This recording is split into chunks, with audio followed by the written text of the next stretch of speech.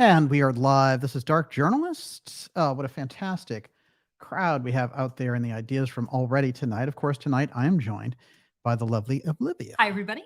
And Olivia, is there life on Mars? Is there now? Was there a life on Mars in the past? Once upon a time? Mhm. It's a good question. I guess the real question is there a secret base on Mars?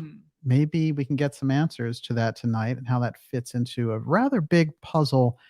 We're going into space and politics tonight, and it's going to be a double whammy. We're going to do the special report for you, and we'll be with you here for a couple of hours. And in the second half of tonight's program, I want to remind you that we're going to be taking your questions, and Miss Olivia is putting those together right now as we speak for final election 2024, America versus the Deep State, continuity of government, Space Force COG action. How can we get all that in 2 hours? We're going to prove it. We can. Before I go any further, Miss Olivia, how are you doing out there? Good. Dixie 504 says, very excited for this episode. Can't wait for DJ to say Stepford Biden. Don't worry, it's coming soon for this one. Or I should hold it back for half the show just to keep the momentum going. It's rather interesting because, of course, Stepford Biden plays right into the picture tonight, along with President Trump and rising candidate RFK Jr., who has been putting a lot on the line. And it's very interesting the way that his candidacy is shaping up here, because I actually think that more of the independent side needs to get behind him and start to propel him, because so much of his message has been suppressed under those mainstream media models.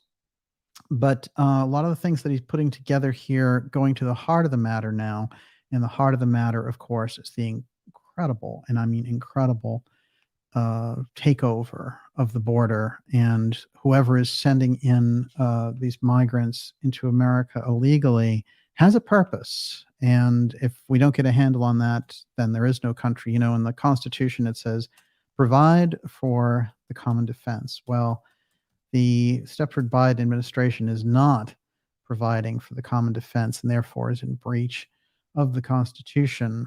But why would even they allow themselves the spectacle of 10,000 people roaring across that border every day?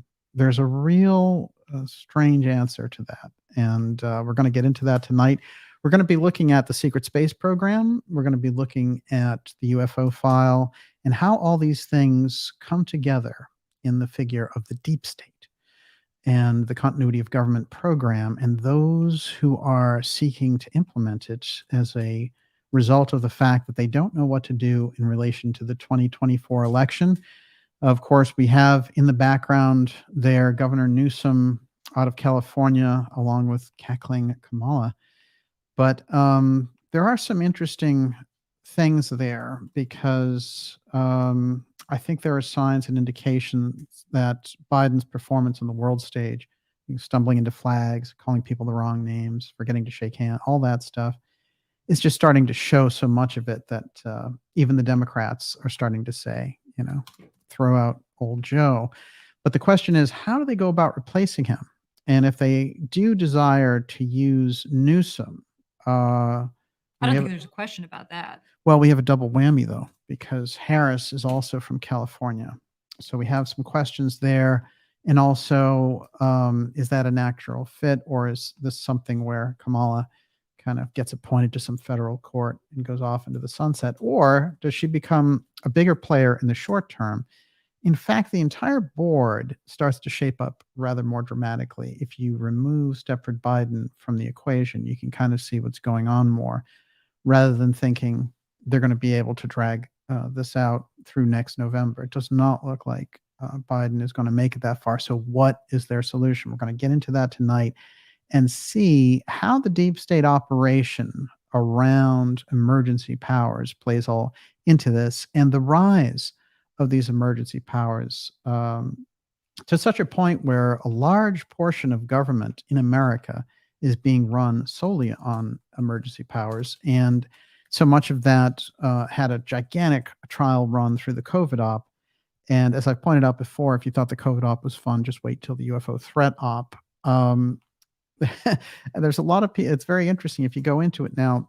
people are starting to underline that UFO threat piece in a way that just wasn't happening before from different fields. As a matter of fact, not in the UFO field, because the majority of the people in the UFO field are all under the intel thumb one way or another. And they've been told, this is how things are going to go. Don't worry. Books and documentaries are coming your way. Well, we don't care about books or documentaries on this show, although we'll do fine with each one. It's interesting. I want to say this also, which is we lose a lot of grasp around the actual subject of the UFO file by dealing with the false disclosure version of it. So you lose the essence of what a lot of the cases were about, what people were dealing with, because you get interference of people trying to drag a subject into their political fray. And that is the whole intel game at this point.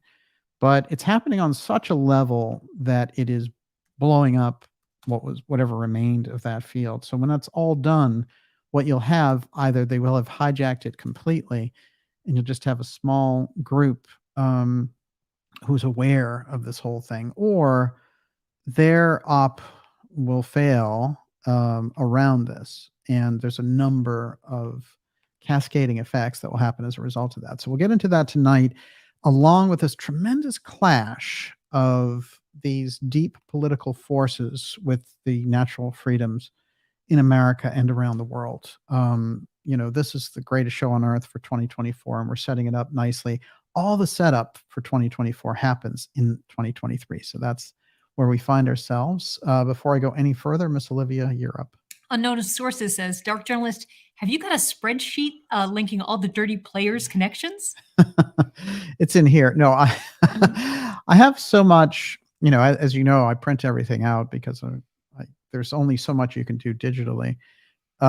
So, at this point, I'm just swimming in tons of boxes of things that are cross-referenced. But what's very interesting to do is to take years and to see what certain people were doing in certain years. And you can find out so much about how the deep state operates that when we go into historical aspects, you're going to find very crucial years are setups to the actual years. So, for example, the year before Watergate, 1973, it's a very interesting and important year. The year before the Kennedy assassination, 1962, there's a whole series of things that take place. If you go back to 85, before Iran-Contra, you've got Reagan and Gorbachev getting together and getting rid of the whole nuclear weapons idea, talking about zero option and things like that. And then, so if you can, one sort of suggestion in terms of interpretation of data when you're surrounded by so much of this stuff is to take things in by year and see which years really play into it. It reminds me about this conversation that Reagan had with Gorbachev when they asked Gorbachev later what was the turning point for all of their nuclear reduction talks, and they really got incredible things accomplished and that nobody thought they could do because Reagan was supposed to be such a hawk, and the Russians were supposed to be hardcore. But they negotiated the first straight up reductions in large missiles. And what's fascinating is Gorbachev said it happened at Reykjavik. Reykjavik is remembered as this incredible failure of a conference. And that whole summit, when they got together, they didn't agree on anything and they came out with nothing, because in order to negotiate reductions down to nothing, which is what they were talking about, that is removing every nuclear weapon from the face of the planet. Obviously, they had other technologies in mind. But they actually, Gorbachev put it to Reagan, all you need to do is get rid of Star Wars SDI, the Strategic Defense Initiative, which is this thing we were supposed to put in space that was going to blast missiles from outer space. So if anyone was aiming a ICBM at us, zap. But this is a very interesting project because, in fact, it looks like SDI went forward in any case, but Reagan couldn't give it up in that particular instance. And they also talked about the UFO file in that meeting. So a lot of things took place.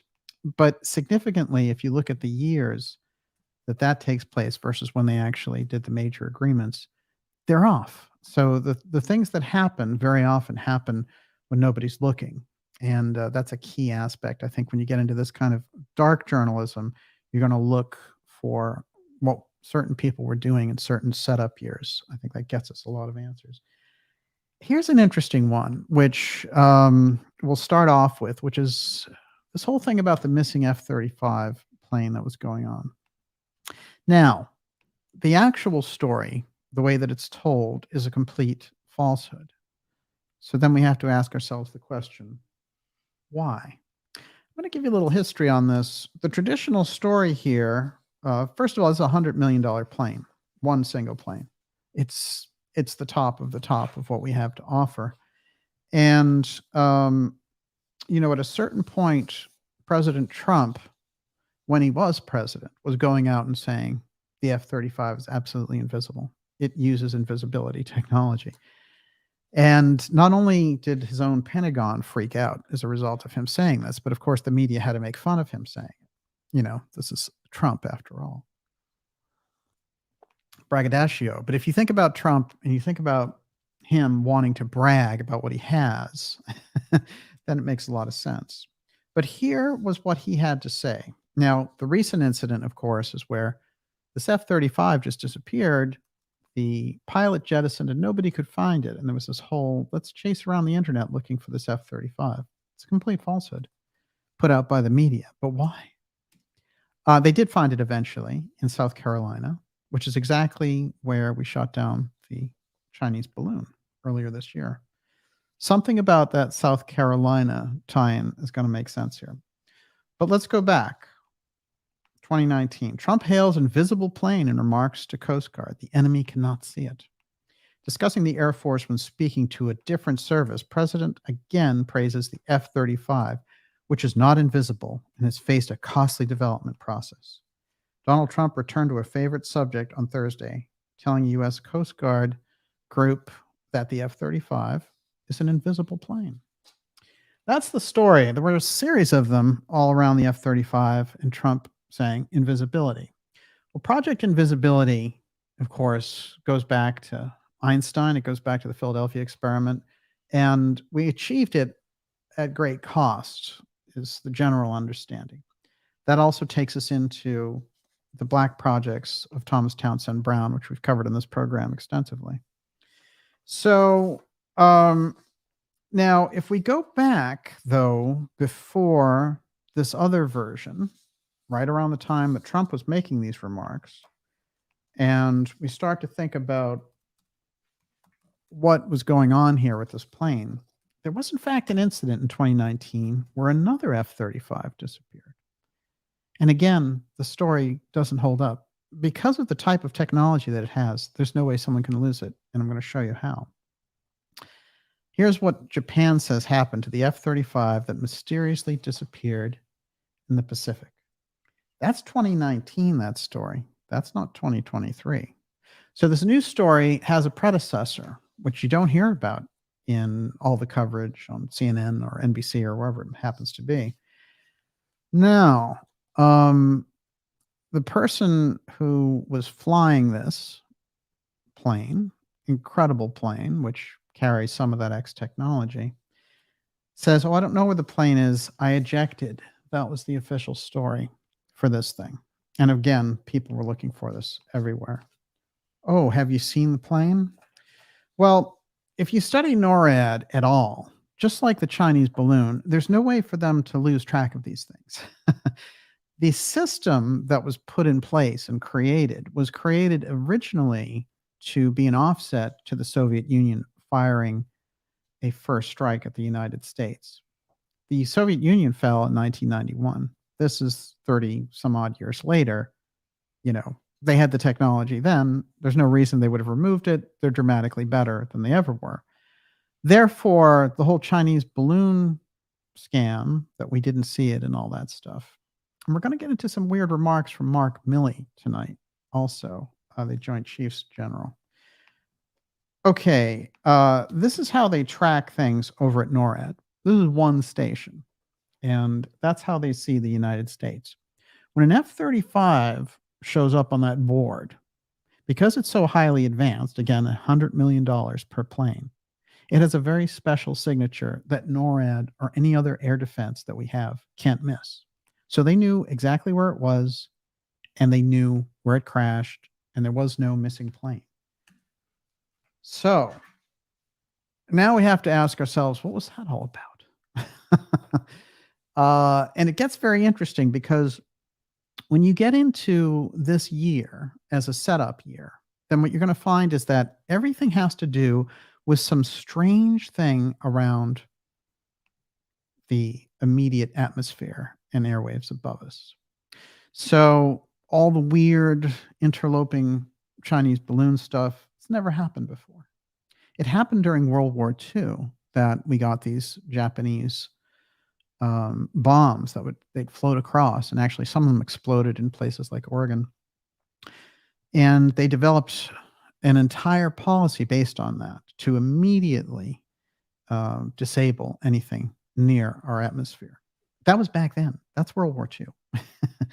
So the reason I kind of stress this is because the continuity of government Northcom General Van Herk, who commanded all of these things like the shoot downs of the balloons and the UFO and all that stuff, made a lot of really weird comments while he was doing that. And usually what they do is they have guys like that in very secret, they're the guys who control the bunkers, Mount Weather and all the rest. They have them in very secret. They don't have them giving interviews and things like that. That started just with his predecessor. Before that, you never heard of these guys. But out of the blue, we have this guy talking up quite a game. Now, the question is, what was going on then that is related to what's going on now? And for that, I find a rescued article from Popular Mechanics, which has been kind of lost here to history, but it's very crucial, and it gets us into Trump and the UFO file. Everyone, you're watching the Dark Journalist Show. This is Final Election 2024, America versus the Deep State, Continuity of Government, and that is the Space Force COG action. We're getting into this tonight, and we're going to be taking your questions. We'll go about another hour and a half here tonight. And of course, we have a lot of shows coming up for you in October. I want to mention we're calling October Mystery Month. I think that's what we decided. And there's going to be a series of some real hardcore mystery school shows coming up that are related to so much of what's happening. But while we can, take that glimpse of all this stuff before the full election kicks in, we're going to do that for October. And then I wanted to also mention that we just finished 3 JFK episodes, one with the Secret Service agent and a whole exploration around this guy who came forward and basically debunked the magic bullet. Paul Landis, the Secret Service agent at 88 years old, going around and making the rounds. And also a court case that is pending for this case about people looking for records from the CIA about Dram, who was a Nazi assassin the CIA recruited and just happened to be over here in Dallas, the guest of the person who owned the Texas School Book Depository, D.H. Byrd. So those 3 episodes we just did, and we're going to return to the JFK theme closer to the 60th anniversary that's coming up, and we'll do a follow-up on all that. But you're a lot of enthusiasm for those episodes, so I appreciate all the feedback. Before I go any further, Miss Olivia, what do you got? DJ Beto says the F-35 is a very networked plane, thus can be hacked. Think electronic warfare. You can lose targets. Well, that's true, and that could be one of the reasons why they were doing this phony, like, hey, let's hunt for the F-35. But it's such a high-end piece of equipment. And, there's also a weird correlation with that happening just before Zelensky gets here.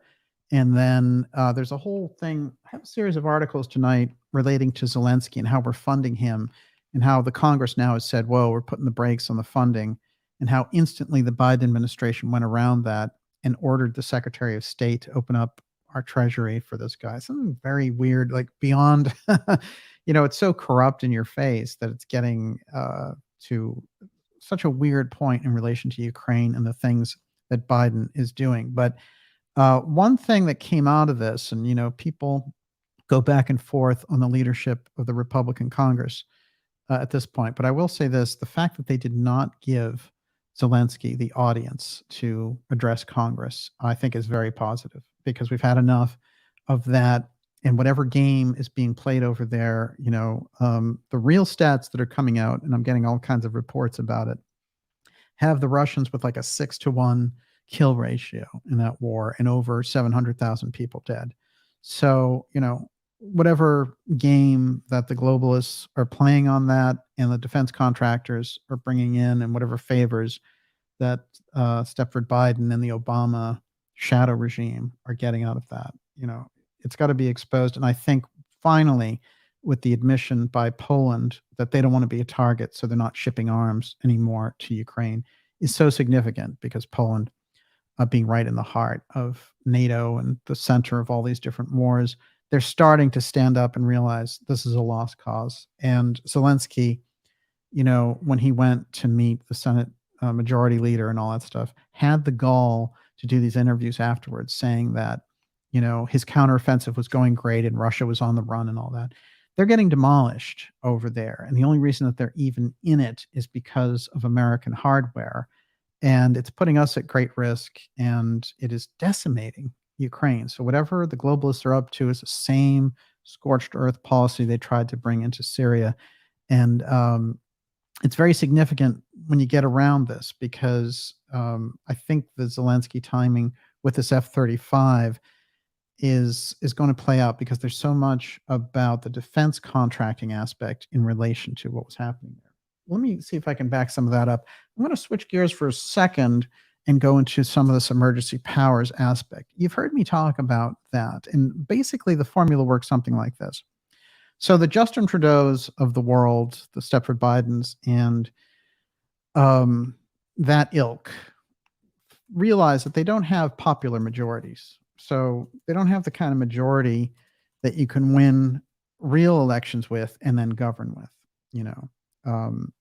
Trudeau's government has a 27% approval rating, and that's probably exaggerated. And he gets in the way that they do things, and how he gets to be prime minister, is that he just needs the scant support. So he doesn't have a lot of support. In America, we also have, this whole thing about mail-in ballots and all the chicanery that took place last time. But what you realize with emergency powers, they're starting to realize the only way that they can accomplish their goals is by going to the emergency powers playbook. And it's interesting, because what you have is the Constitution hanging in the balance of this. There's nowhere in the Constitution that says suspend me if things get tough. I mean, they were facing off against the British, so there's no suspension of the Constitution. And on our side, there's no suspension of the Constitution. Interestingly enough, one of the figures in this election 24 setup, being Gavin Newsom, he was the one who said, I can call martial law during the whole COVID op, which is, of course, not true. The governor actually has very limited ability. He can call an emergency. But the actual, this whole thing he was trying to do, making laws and mandates and all that stuff, that's all legislature work. So they can't do it. Just like we saw Macron in France just say, you know what, I'm changing the retirement age, and I can't get it done through the legislature. So it's an emergency. I'm going to do it.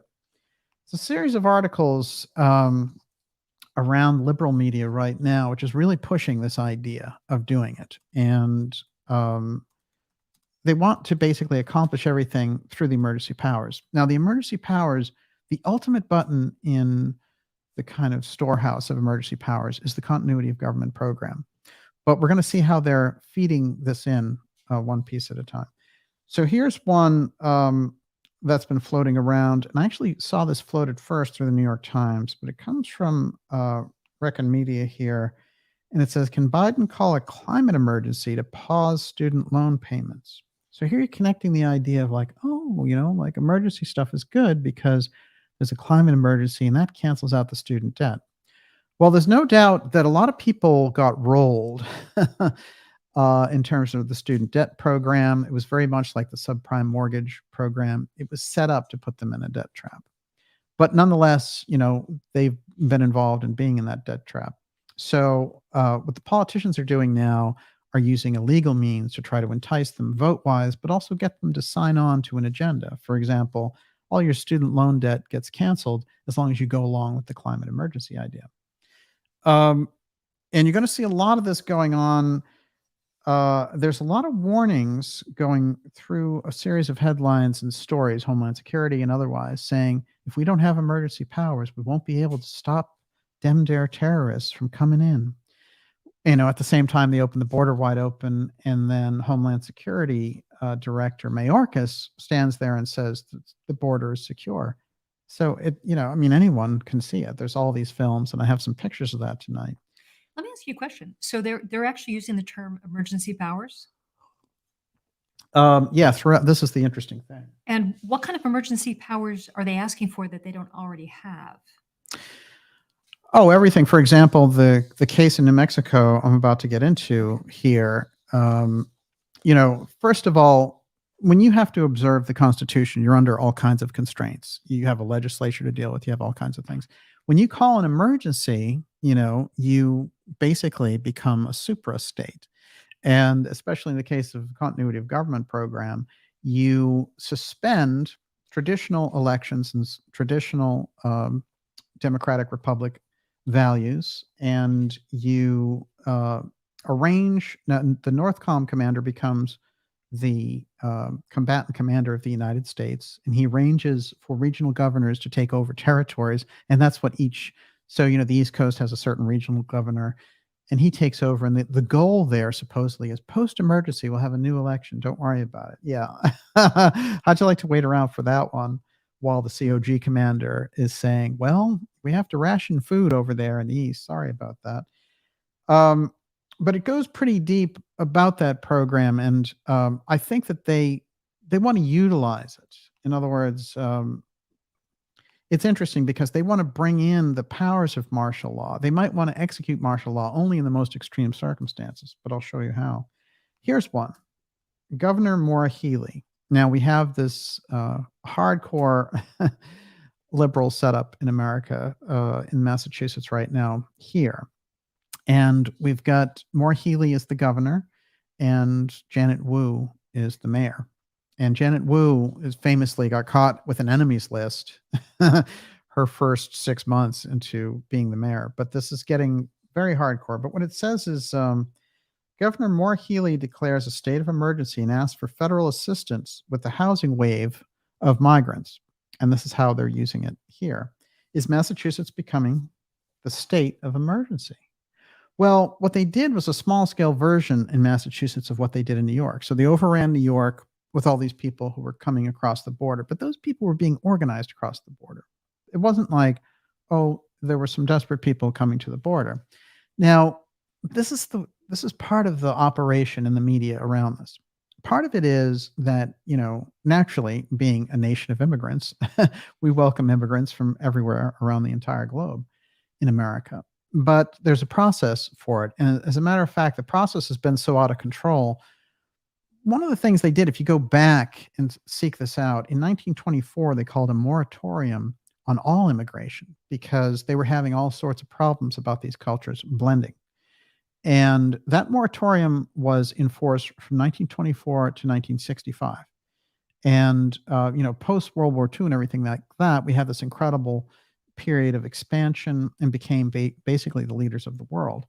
And then in 1965, they were like, hey, we can go back to doing this.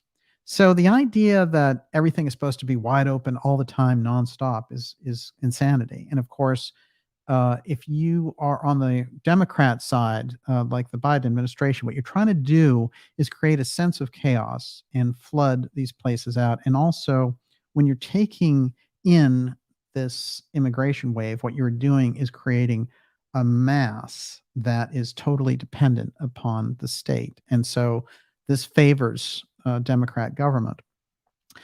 And what you also do is strain the system to such a point that it collapses and you're able to introduce this digital currency and centralization of the financial system. There are more agendas involved with that, but let's just start with those layers.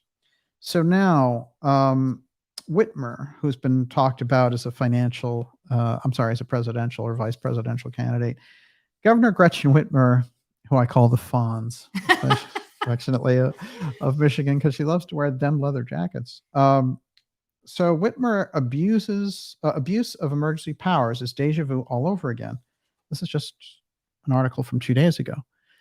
So she famously, during the COVID op, came forward and made all these adjustments, saying you can't buy seeds, you can't go. She was hardcore. She, up there with Newsom, was one of the most hardcore. And then, in order to rehabilitate her image, the FBI created a scenario where, these yahoos out in the boonies decided we're going to kidnap Gretchen Whitmer. Well, it turns out that all the people who were supposedly involved with that were let go, because it turned out it was just a agent provocateur situation with these FBI people going in there and creating the idea in these people's minds, hey, you really should do this. You should kidnap the governor. That will make you important. And if you go through the court cases around the whole Whitmer kidnapping and what the FBI did, they actually had some of their agents sleeping with the people that they were trying to manipulate into doing this. Think about that. Those are the type of dastardly tactics that this group will use. Well, those people were released because of this whole thing. But so let's fast forward now. So Whitmer went ahead and did that. She won her election. She got back in.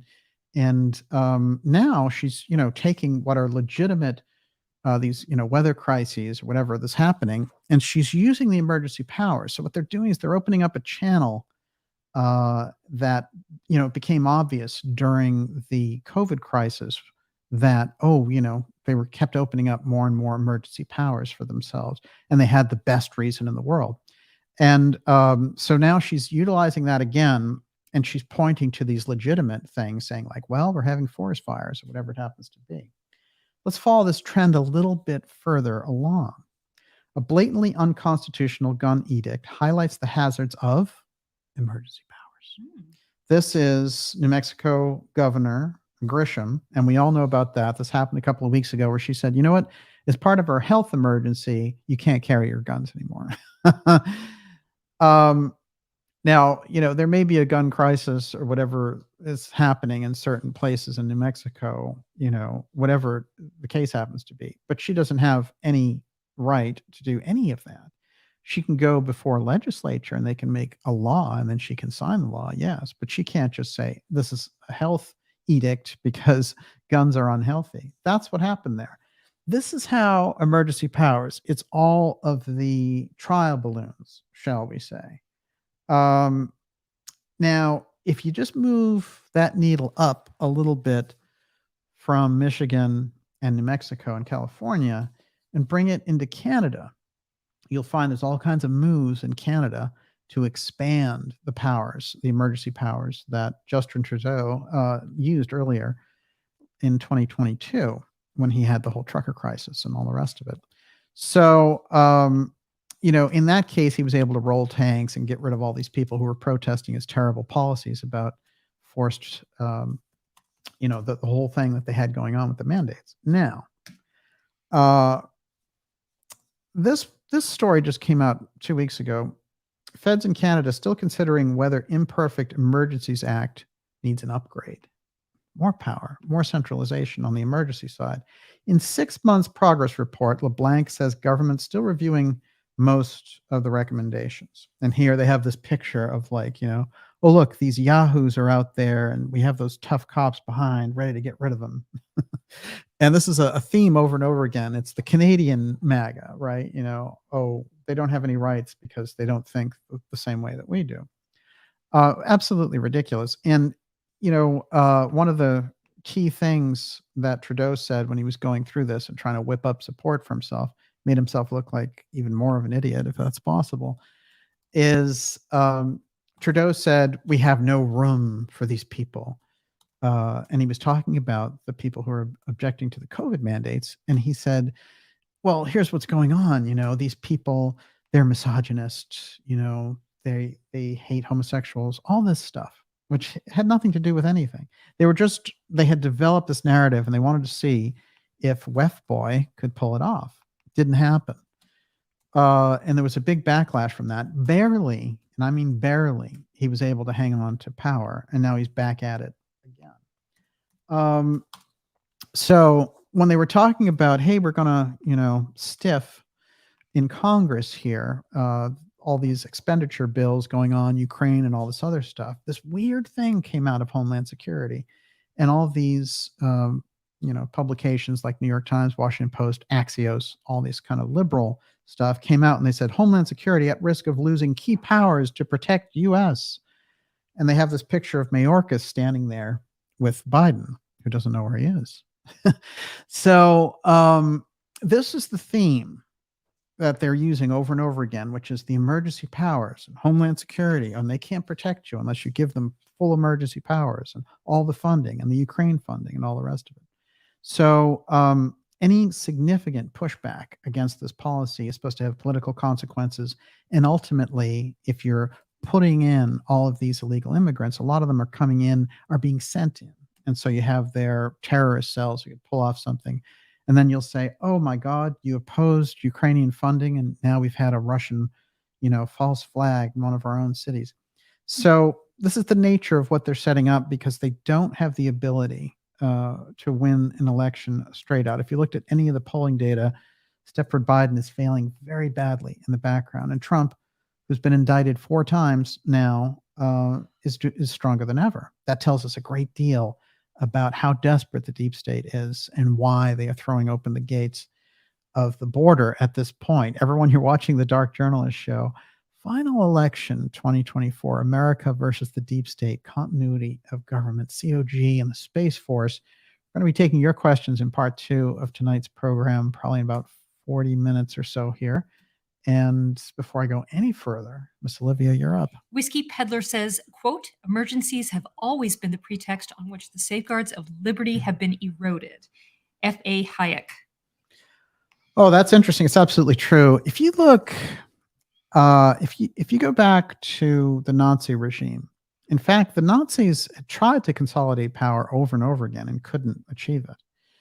And it wasn't until the Reichstag fire and the Enabling Act that came out of that, because the whole idea is that basically they burned the chancellery. And, in our case, it would be like, oh my God, the J6 thing, they set it on fire. And what they were able to do with the Enabling Act was give Hitler all of these powers in order to control the crisis. So he got the ultimate emergency powers package, and then he just never gave any of the powers back. They So never do. No, it's a very simple formula, and over and over again, if you go through history, you find there's always a false flag, and then there's a strange emergency power justification that comes out of it, and then the wars happen, and basically that central banking warfare system moves forward just fine. The arms dealers do just fine. And, we lose so much of civilization, we lose so much of the population, et cetera. So there's a very definite historical pattern. The danger around emergency powers now is the exploitation of the emergency powers. So, for example, in 9/11, we saw the militarization of our American society and then society around the world. We were leading the world in this process. And that's where you got, all of this, you can't go through, you have TSA dealing with you at the airport, people reporting on other people, they actually rounded up a series of Muslim citizens illegally. And all you have to do to get a glimpse of what the Stepford Biden regime wants to do with the domestic terrorism bill, which Mayorkas is behind, along with the FBI director, is take a glimpse at how they dealt with this whole thing around Al-Qaeda and creating the threat piece to get more and more centralization of power, to put people in databases, warrantless wiretapping, all the stuff that we got out of the Patriot Act. Now, it's funny because tonight, as usual, I keep a very close eye on the UFO file. We're going to talk about Grush later and some of the weird things in that story collapsing more and more as it's being more and more pumped up. But Grush, the UFO whistleblower, remember his lawyer and legal counsel who was present behind him the whole time at the hearings was the architect, one of the main architects of the Patriot Act, and someone else who helped create Homeland Security. So when you're looking for that overlap between what we talk about here on this program with the UFO file and the UFO Threat Op, and then you're seeing the person who's bringing forward all these wild stories, but I know where dead aliens are in the government. And you see that his lawyer is Charles McCullough III, who is, he's just on record in his own bio. He talks about having been a part of drafting the Patriot Act. And, so these are the people that you're dealing with. They're the same people who gave us that centralization. And the idea that they would give you anything even close to the truth in relation to the UFO file is absolutely ridiculous. I want to remind you before we go any further tonight to go to darkjournalist.com and sign up for our newsletter. That's a free newsletter, but it keeps us in touch and getting around the mountain of censorship that we've been seeing, especially when we get into these very deep topics.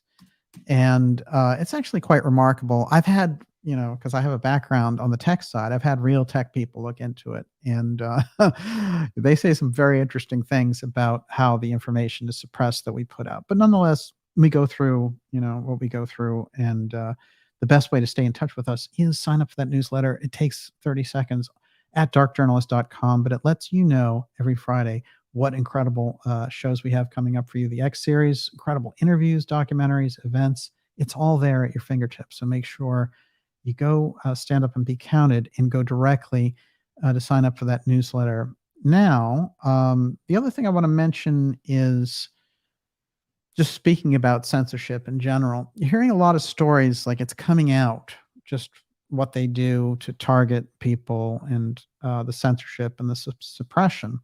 There's no way to hide that 800-pound gorilla.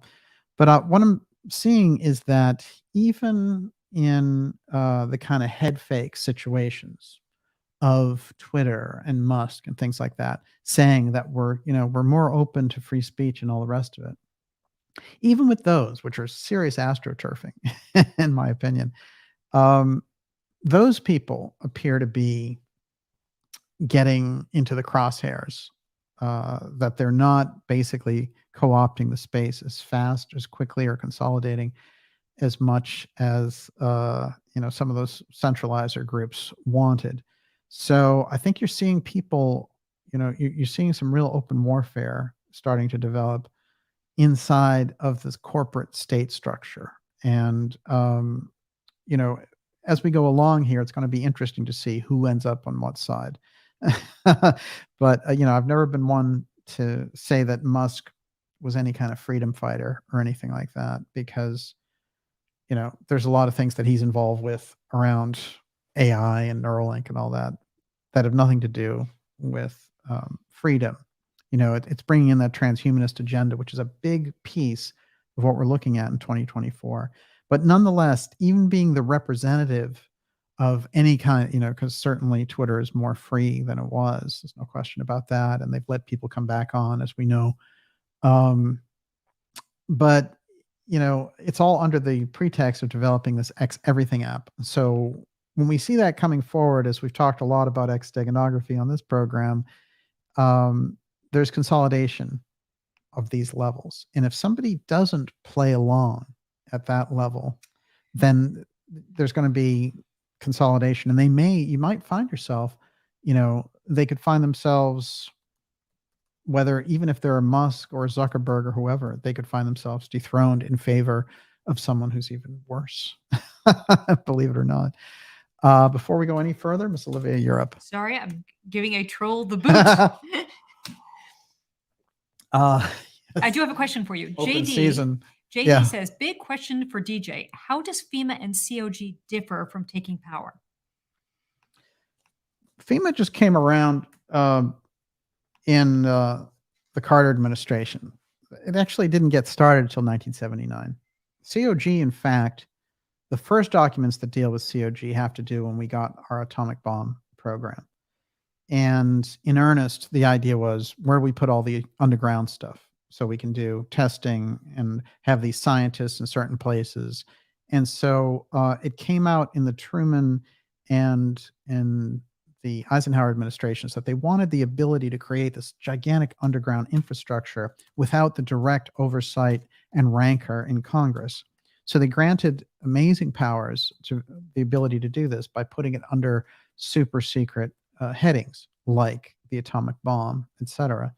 The UFO file, by the way, according to physicist Robert Sarbarker, is listed above the secrecy level of the atomic bomb. Think about that. So when we think of it that way, this whole infrastructure grew up and continued to grow up throughout the 50s because it had a perfect right to exist given the nuclear tensions at the time. But people who've looked into it deeply, and I quote them extensively on this program, like Professor Scott, the Berkeley professor who's written so much about the deep state, that work stands out there in this remarkable fashion because nobody has really gone that deep on what this program is. But one of the things that he was able to do was in diving in to that government structure, he was saying, we understand what this organization does, even, like FBI, CIA, there are all these trap doors inside. But when you came around COG, nobody had a clue. And yet it was hanging out there. It had this direct, gigantic impact. And it was a program that was worked on extensively during the Reagan administration. But the changes that came about in 1988 changed the complexion of that program. And the key change was, instead of just being an emergency management for a nuclear disaster, they became a management protocol for the country under any emergency. So when FEMA came in, it was largely to address things like earthquakes, floods, and all the rest of it. And then you saw, they got abused. The rights got abused. But COG is so much more secret than FEMA. And, it operates in this total secrecy. And what happened when you got to 9/11 is it was exercised during 9/11. And then what we got out of it was the creation of Northcom. So Northcom didn't exist, but now Northcom technically is in charge of the United States. We never had any kind of, we used to be, if anything, our law system gave police authority in emergency situations. We never had a military group. There was a huge, gigantic, in this type of system of a constitutional republic, the idea that the military could ever run you. The military is always under civilian control, and that comes directly out of the founding fathers and everything else. So when you get into what happens with Northcom, 9/11, Homeland Security, and all the rest of it, it's interesting because Northcom suddenly becomes the key to continuity of government. They say, well, there's a combatant commander. He's the guy who heads up Northcom, and we're going to twin his identity and make him the head of NORAD as well. So this is the nature of what we're swimming in. It's too much of a consolidation of military power and oversight in a secret group. And what happens when they install somebody into that position is they actually head up three things. They head up NORAD, they head up Northcom, and they become the combatant commander in the continuity of government. So the way that they train those people, it's very interesting if you go into it even a half-inch deep, is they have to think and consider that they are rebuilding civilization, that civilization's been destroyed and they are the ones. So whenever you're looking at a COG commander, you're looking at somebody who's been trained. I'm going to be, basically determining the entire ecosystem of humanity. So, it's a weird fantasy. It is. Yeah. And this is the nature of their training, if you think about it. But we've had weird things with COG. It's almost like a LARP. Yeah. Yeah, it is. And, when you think about the whole thing of surviving a nuclear event and all the rest of it, in 1964, it's interesting because the movie that came out 7 Days in May had a COG commander played by Burt Lancaster.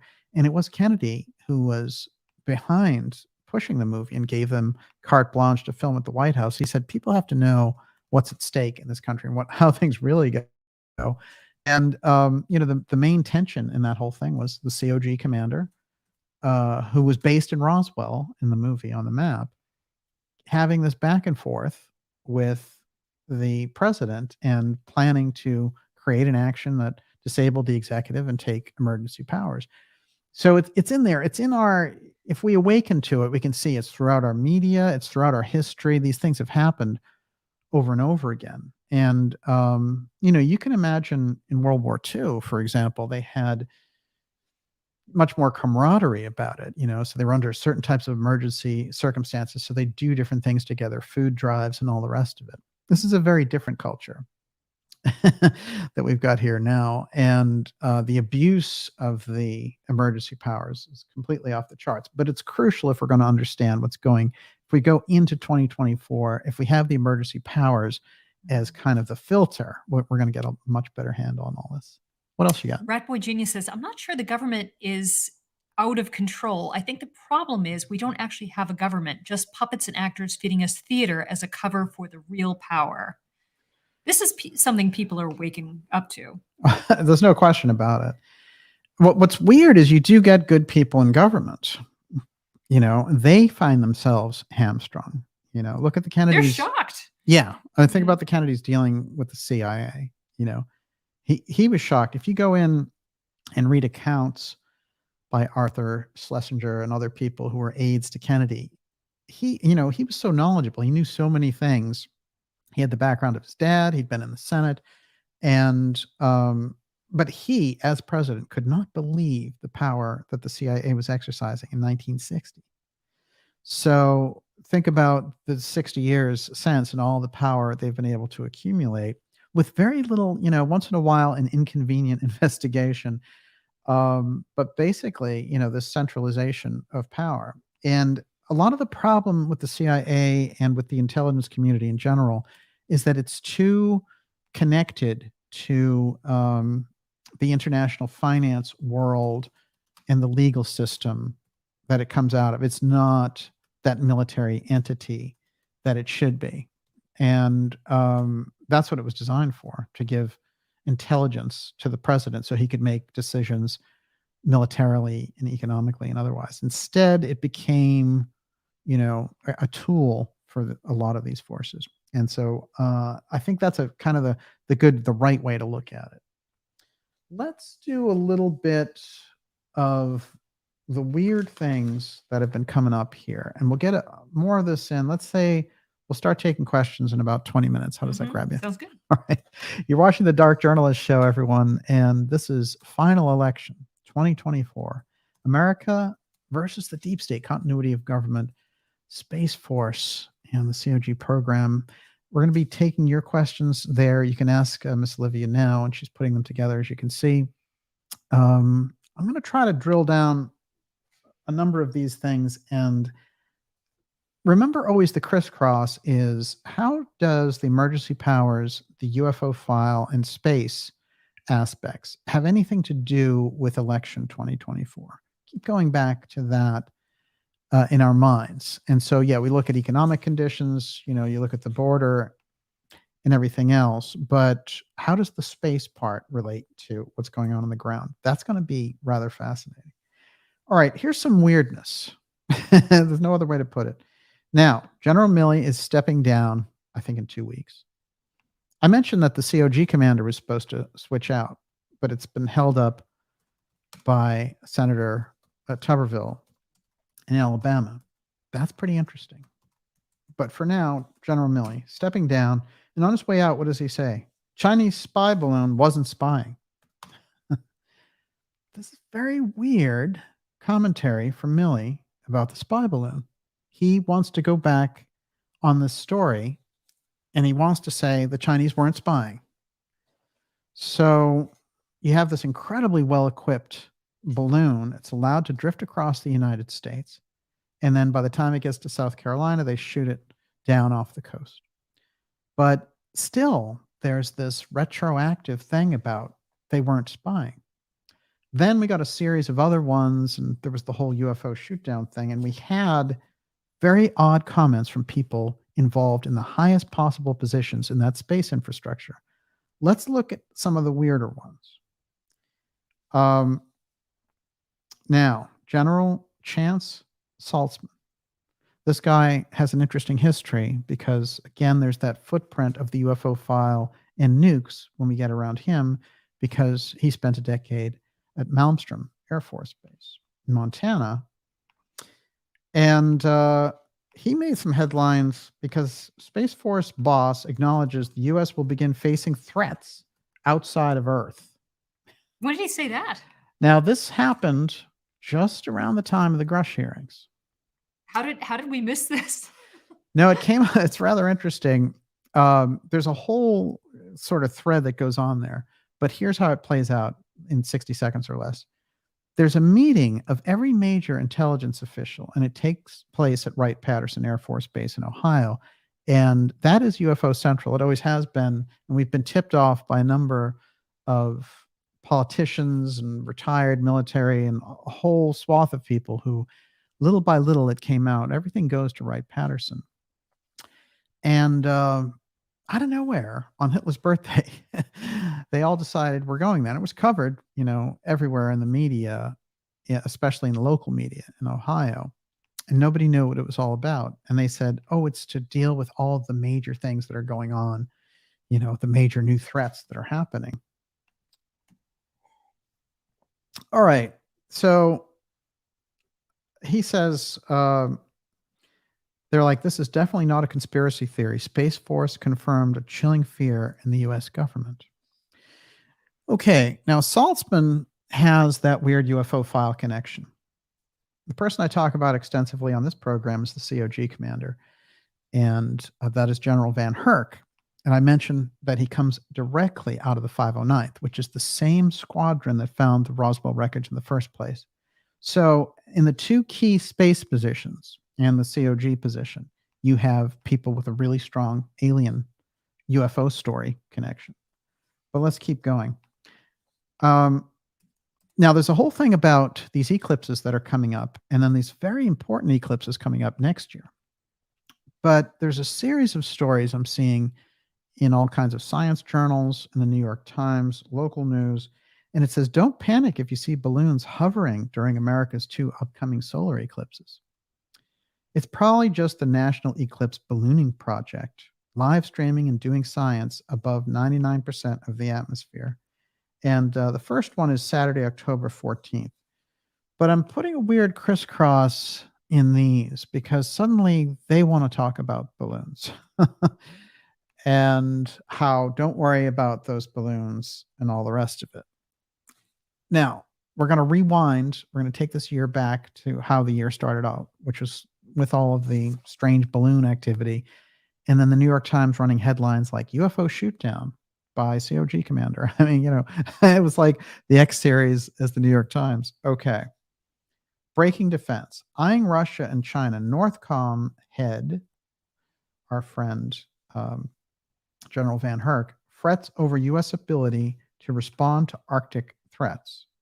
After the White House released strategy for the far north, Van Herk, commander of Northcom NORAD, said the U.S. isn't organized, trained, and equipped to operate there quickly. And so he gave this big speech about it. Now, there's a lot of weird things that were set up in the Arctic under his very brief watch. And he's still, as I said, even though he announced, oh, I'm retiring out of nowhere, and we're waiting for General Gillett to take over, but he can't be confirmed, and they're holding him maybe indefinitely along with 300 other Biden military officers who can't be signed in because of Tuberville's very interesting interference. And Tuberville is doing this. I think that what's really going on, even though there's a lot of superficial explanations about these 300 officers who can't be sworn in, including the new COG commander, I think the reason that they're doing this is they realize that this is a very weak administration that only the media is holding together. And they don't want them to install all of their military officials if they can help it. They just want to wait till they get to 2024, get a new president in, and forget about having this new COG commander and all the rest of it. Now, famously, back in February, Van Herk said, I'm not ruling out that with the UFO shoot down that it was aliens we were shooting at. Now, this is such a, first of all, let's remember what the COG commander is. He's the combatant commander of the United States in the event of an emergency. And here he's using the word aliens. He's using the terms shoot down of UFOs. And that spirals all over the globe. It's all these headlines and all the rest of it. So he was everywhere. And basically, Van Herk became the picture of who was in charge of the United States. This was under those situations where we had these things kind of strolling across the skies. It's very important because as we get into next year, so much of what they need to do involving a UFO threat, involving some panic from space, involving the power and the emergency powers coming from the COG program, they need a threat. And so the only question that's coming around from this is, what is the nature of the threat? And with all the activity around the UFO file, go back to it over and over again as one of their key pieces in all of this. But then also remember the strangeness around the F-35, the advanced tech, and Trump's comments about it being invisible. There's almost the possibility that you have technology out there that someone is trying to goad us into using. For example, if we really have stealth aircraft that can go invisible, they want to be able to see what that is, to rank it against their own powers. Or they're starting to roll out some of this breakaway technology, and you're going to be seeing it. These other countries are going to notice it, and so therefore they have to come up with some type of excuse of how we got to this level, with nothing on the public side, no moonshot, no including the public, and we're going to the moon or whatever. They just developed this stuff totally in secret. All right, so let's rewind the clock again back to this Popular Mechanics article, which I think was really largely missed at the time, but includes all the elements that I'm setting up here for 2024. Are you still with me? Yeah, I'm Okay, getting good. exhausted. All right, here we go. Now, Trump acknowledges UFOs threatens aliens with military action. This is Popular Mechanics in 2020.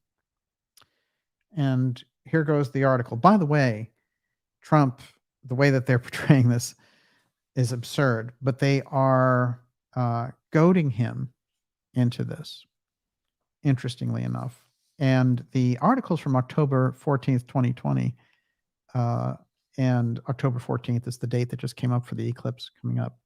Earlier this week, Fox News anchor Maria Bartiromo asked President Donald Trump about the Pentagon's new UFO task force. Trump promised to look into the government's UFO program. The president also answered with a vague, somewhat threatening speech about the power of the U.S. military. President Donald Trump, when asked about a Pentagon task force for studying UFOs, replied that he would look into it and then began boasting about the power of the U.S. military. Some observers saw this as Trump touting his funding for the Department of Defense, while others saw it as a threat to extraterrestrial beings. Now, they were trying to corral Trump into this UFO threat language with what they were saying, and the way that the Popular Mechanics article spins this. Here's what Trump said. Can you explain why the Department of Defense has set up a UFO task force? Are there UFOs? Oh, this is the question he was asked. Well, I'm going to have to check on that, Trump replied. I mean, I've heard that. I heard that 2 days ago, so I'll check on that. I'll take a good, strong look at that. That's the most evasive answer in history. Then Trump says, I will tell you this. We've now created a military the likes of which we've never had before.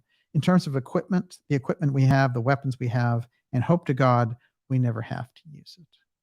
But we've created a military the likes of which nobody has ever seen. Russia, China, they're all envious of what we have, all built in the USA. We've rebuilt it all, $2.5 trillion.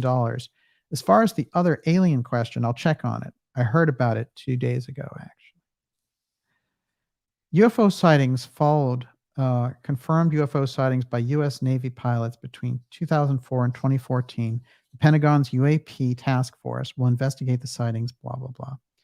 It's the first official U.S. government program affiliated with UFO research since the 2000 era unit that analyzed unmanned aerial vehicles.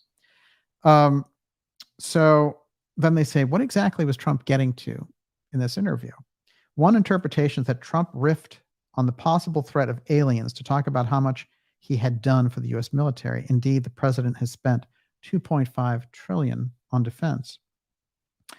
The other possibility, this was Trump directly threatening aliens, or more likely the foreign governments behind UAPs, and threatening them with military action. So there was a series of articles in 2020 that were all about the UFO threat, which I've highlighted over and over again, and that the UFO community fell for hook, line, and sinker. And we're just like, yeah, we'll talk about the UFO threat. Now, it's interesting because Grush, the phony UFO whistleblower, Elizondo, Nolan, have all come forward and said, yeah, we used the threat thing to get attention around this. So now Nolan, before a conference, a fundraising conference, which is where you get venture capital, and one of his famous quotes, Gary Nolan is the Stanford professor who's worked for the CIA for 10 years and is right in the heart of all this. And he's a contactee, he's a CIA contactee.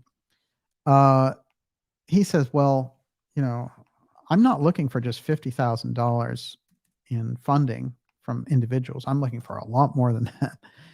This is how he opened the conference, which just kind of gives you an idea where their heads are at.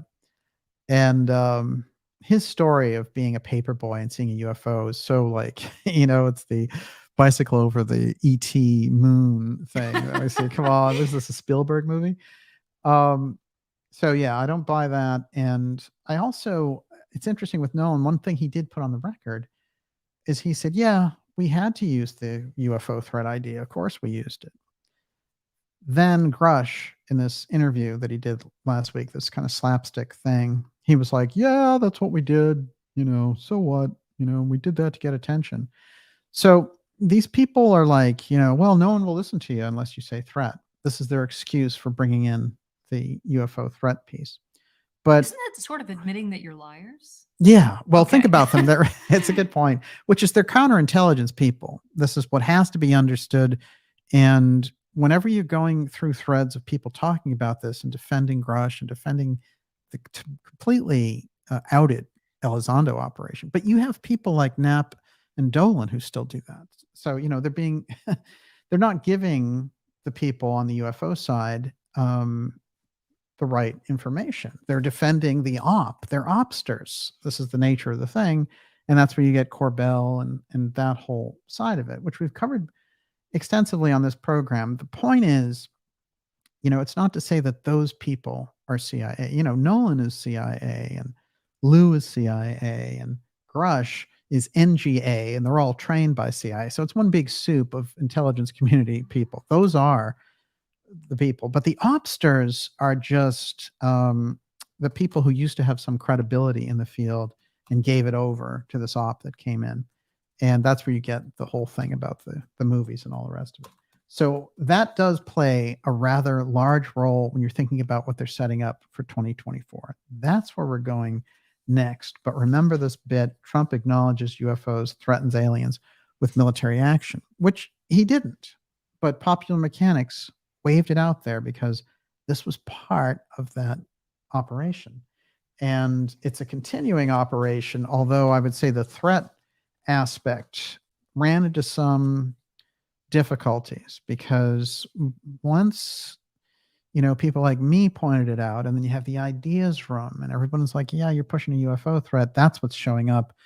And they have their own people watching, these different sides of things and conversations. And they're saying, well, let's move it. Let's move this whole thing to the Pacific Ocean and have Avi Loeb finding fragments of Oumuamua that have alien life inside. That's what we're going to next. Everyone, you're watching the Dark Journalist X series, a special report. This is final election 2024. America versus the deep state, continuity of government, COG, Space Force. This is the program. We're going to be taking your questions here momentarily. And I've got an RFK Jr. piece I want to get to here as well. I do want to say this in relation to RFK Jr.'s campaign, which is, I think, more more enthusiasm and more support for the things that he's putting out there. If you really think about what he's doing, it's an incredible educational campaign as well. But he's uniquely suited as a figure to be able to take on the deep state, considering the work of his own father, who was assassinated by that group, and his uncle, of course, President Kennedy. So I think the courage that he's showing just getting involved with this, really, that, there is this tendency to be like, hey, in 2015, he tweeted something that didn't, sounded like it was globalist or whatever. That's not where it's at. Whatever it is that he's doing now, and he's been through all sorts of phases for things, but he's bringing forward, I think, the message that we need to hear on this. I've said it in relation to the 2024 campaign. I think a lot of experts and people around the independent media field, you hear it over and over again that the election doesn't matter and the presidency is, completely powerless in the setup. It's actually not true, especially now, because if you think of the difference of the Biden administration, this whole regime, and what they're doing in hollowing out America, and whether it's hollowing it out through inflation, hollowing it out through the excessive immigration that they're forcing people through. It's an invasion at the border, stripping of rights, the pushing of, men aren't women and women aren't, all this stuff. If that's not stopped, if you get another regime installed in America that's doing that, you won't have an America by the end of that term. That's the problem. And there is a way to push it back. It's so vulnerable. This is the interesting thing, that they can't do anything without the emergency powers. So, what I see, I've pointed this out, that the forces on the Kennedy side coming in to smash the op and the forces on the Trump side, they both have a common goal in this sense, which is to get rid of this unconstitutional regime. Now, they're coming from their own individual places, and I'm sure they'd run things a little differently, but both of them respect the Constitution. And that's a huge leap over what we have going on here currently. And of course, you need the whole system overhauled. But remember, it's a body politic. You cannot function without that head. And the head of the government is the president. So you can't dismiss it. And I've heard the smartest people around getting into dismissing this. And I've tried talking to them. I'm sorry, but I know something about politics after all this time. And if you don't get the right president in next time, you're going to be in a world of trouble. But we have time to do it. And that's the exciting thing going on here. Okay, Miss Olivia, you got it. The Book Nook says, when will RFK Jr. switch over to an independent run? And Harlequin Dreamer says, RFK Jr. running as an independent would split the Democratic vote and guarantee a Trump victory. What say you? Wow, those are both really good positions. I've got all my RFK stuff here. I'll whip through it pretty quickly. But here's the thing. The DNC has the process held in such a hostage fashion that there's no way that Bobby can do anything on the Democratic side. Now, originally, he thought, I'll create the momentum and we'll collapse Stepford Biden in the early primaries where he's vulnerable, New Hampshire and Iowa. So what the Biden regime did is they told the DNC, eliminate New Hampshire and Iowa, push them way back in the process, and elect South Carolina, where on the Democrat side, he thinks he can do well. Because remember, when Stepford Biden got in, he lost dramatically. He got 9% of the vote in New Hampshire, and he lost dramatically in Iowa. They thought he was finished and that Bernie was going to win. And what they did was, Obama and all these people ganged up and they got together in South Carolina and made sure that he won. Now, this time around, they don't want to face any of those challenges, and they're just dismissing RFK Jr. And they say, well, if you get votes, actually, if you win in New Hampshire, we'll take the delegates from those votes and give them to Biden. So that's the punishment that they're dishing out. So in fact, there is no way for Bobby to win the way that they've rigged it. So he's giving them a choice by bringing it up publicly. And in the background, in a sinister fashion, is hanging out this idea that Mayorkas, that head of Homeland Security, who's become like the Gestapo for the Biden administration, they won't give Bobby Secret Service protection. I brought this up last week. And here's the thing in relation to that. Everyone who is any kind of significant candidate gets that coverage at this point. And he has his own security forces or whatever, for sure. But, the idea of them security stripping him as a candidate when he is a candidate, after all, there's no excuse for it. So they're making so many moves to short circuit Bobby's campaign. The problem is, they really resent his popularity. And the more that he gets out and the more that message gets out, he overwhelms Stepford Biden. So the media has to keep him, this idea, oh, he's some fringe anti-vaxxer. That's all that they can come up with.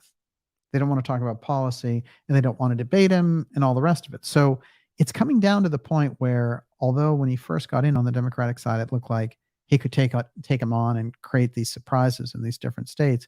Now it's looking like, with the way that the DNC is operating this illegally, he's going to have to get off the Democrat ticket and run independently. Now, he has said, and he came out and said, I may have to seek other options if they continue this illegal track.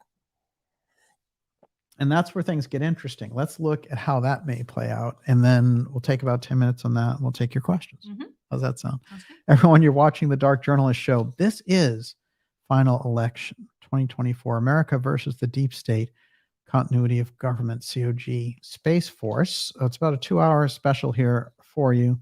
And we're going to be taking your questions here shortly. Now, this is interesting. Now, setting up 2024, you've got Trump, who's going to win the Republican nomination. There's no question about that. But they have all these pending indictments on him, and they figure we can pin something on him, and that'll completely bamboozle him somehow. So they just keep throwing them out there. I hear that they're working on a new one from Arizona. So he's just going to be there collecting these indictments, and they're going to try any policy. So they're creating a constitutional crisis because you have the incumbent going after, with his weaponized Justice Department, his political opponent. The world can see that. The whole world is watching, as it were. So what did Biden do for sending messages out there? You have a Republican debate coming up. Trump won't be there, but DeSantis and others, Nikki Haley, other neocons will be there. They're sending Gavin Newsom. Why would you send Gavin Newsom? Well, Newsom's been doing all of these interviews, all kinds of media. Why would he be doing anything? He's the governor of California. You might go out there and promote things you're doing in California. But why is he all over the place, meet the press and everything else? He is some kind of anointed stand-in for Biden, should Biden collapse. We already know he's collapsed in the polls, but should he actually collapse in public physically, that's what they have there as the backup. That's a wild card. It could always happen. It is. Or it's very close to happening. You can see. Oh, yeah. I mean, it's actually amazing it hasn't happened yet. I'm shocked. And the amount of drugs that they must pump into him just to keep him going. But he's repeating himself. He's falling asleep. He's calling people the wrong name. I mean, it's, he forgot to shake hands with the president of Brazil in this photo op. And the president, this Brazilian president, he looks at it, he just goes, it's one of these great video moments because he's not holding back his disdain. So Kennedy comes out today and he says, I'm holding a press conference in Austin, Texas to call on Democratic officials to unite with Republicans to pressure President Biden to adopt a common sense border policy.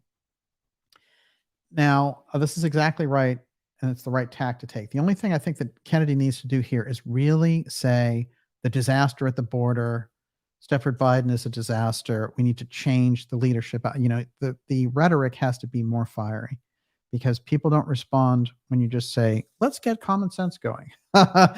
Although that's exactly what we need. You have got to, in the political circles, if you think about RFK or if you think about JFK, they are heavy duty. They are tremendous on the campaign front. And if you look at Kennedy versus Nixon in 1960, he'll stand on cars, and with speakerphones and things like that, and just really call him out. And he's not holding back. So I don't know who in the Bobby campaign is telling him, he's a very polite guy, first of all, and he does want to run a positive campaign, but whoever is holding him back from really, striking a knockout blow against Stepford Biden has got to let him go, because, the country's at stake. The border invasion is on. Biden is behind it. You have got to do something. So you're calling these people out. You're saying, let's get together. That's the right thing. On top of that, you need, what a disgrace for this administration. That's why you need new leadership. It has to be on that tip. And I think the only place that Bobby really goes after Biden in a very effective, strong way, like what I'm talking about, is over Ukraine. And, but he's got all the points, and people in the public, you're going to find a consensus. People are more and more agreeing with Robert Kennedy. He needs to really step on the gas in relation to the Biden administration. And I think if he's forced to run independent, he will. What would an independent candidacy look like? Let's see if I can answer that person's question the long way around. There are two schools of thought on this.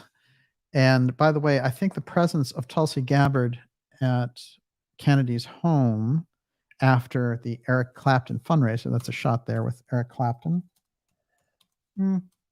They raised a lot of money too, $2 million, I think, on the West Coast. They need to get Bobby up here soon, because the early primaries, of course, are on the East Coast.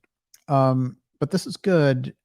The Tulsi part is interesting because they may be projecting a ticket right there, because, again, she's right between the Democrat and Republican parties as well. So here's the nature of this situation. The party, the No Labels Party, is the one that's set up in all 50 states. They've done the groundwork to set themselves up. So they are kind of ideal as an independent party for him to run. There is the independent party. There are other parties like the Green Party and things like that. We have the libertarian thing, but he could never probably run as a libertarian. The problem also with the libertarian thing is, they've done all this groundwork. They have this philosophy and everything else, but their guy always gets 1% in the polls. And, when the vote totals are done. So you think after all this time, you're spending all this time putting this guy on the ballot, like, get a candidate you think can win. But anyway, let's just look at it as Trump is running on the Republican side. Biden or his replacement, Newsom or Kamala, is running independently. They're running on the Democratic side. RFK is independent, and we have maybe RFK with Tulsi independently, and then Trump. And what I see with Trump, I think that he is going to have a female running mate. Would be my prediction. Yeah, you can see it. It's in the works. So I think under those scenarios, you have to look at the analysis of what happens. And so we need more data to figure out exactly how it works. But I would say this, that there are a lot of independents in this election, probably more than ever before. And in general, I think they would go Trump's way. So I think if Bobby isn't there, that Trump is already leading Stepford Biden by 5 points in the polls. That's before this border crisis takes off. So just looking at it on a traditional thing, I think Trump versus Biden would win. If you throw Robert Kennedy in there, what it looks like from the early polls that he's drawing heavily from the Democrat and independent side. So it's hard to say. That might be an election that would go into the House of Representatives, because if no one gets a majority, if everyone's sitting, around 33%, then the whole thing gets thrown into the House of Representatives, and there's a congressional election. So this could get very interesting, because whoever is controlling the Congress at that point would certainly have an edge. A lot of weird things going on in relation to this. Of course, the last time this came up was over Ross Perot's candidacy when he ran, and Perot did get close to 20% of the vote. So it's there to be had. As a matter of fact, Clinton only won with 41% of the vote.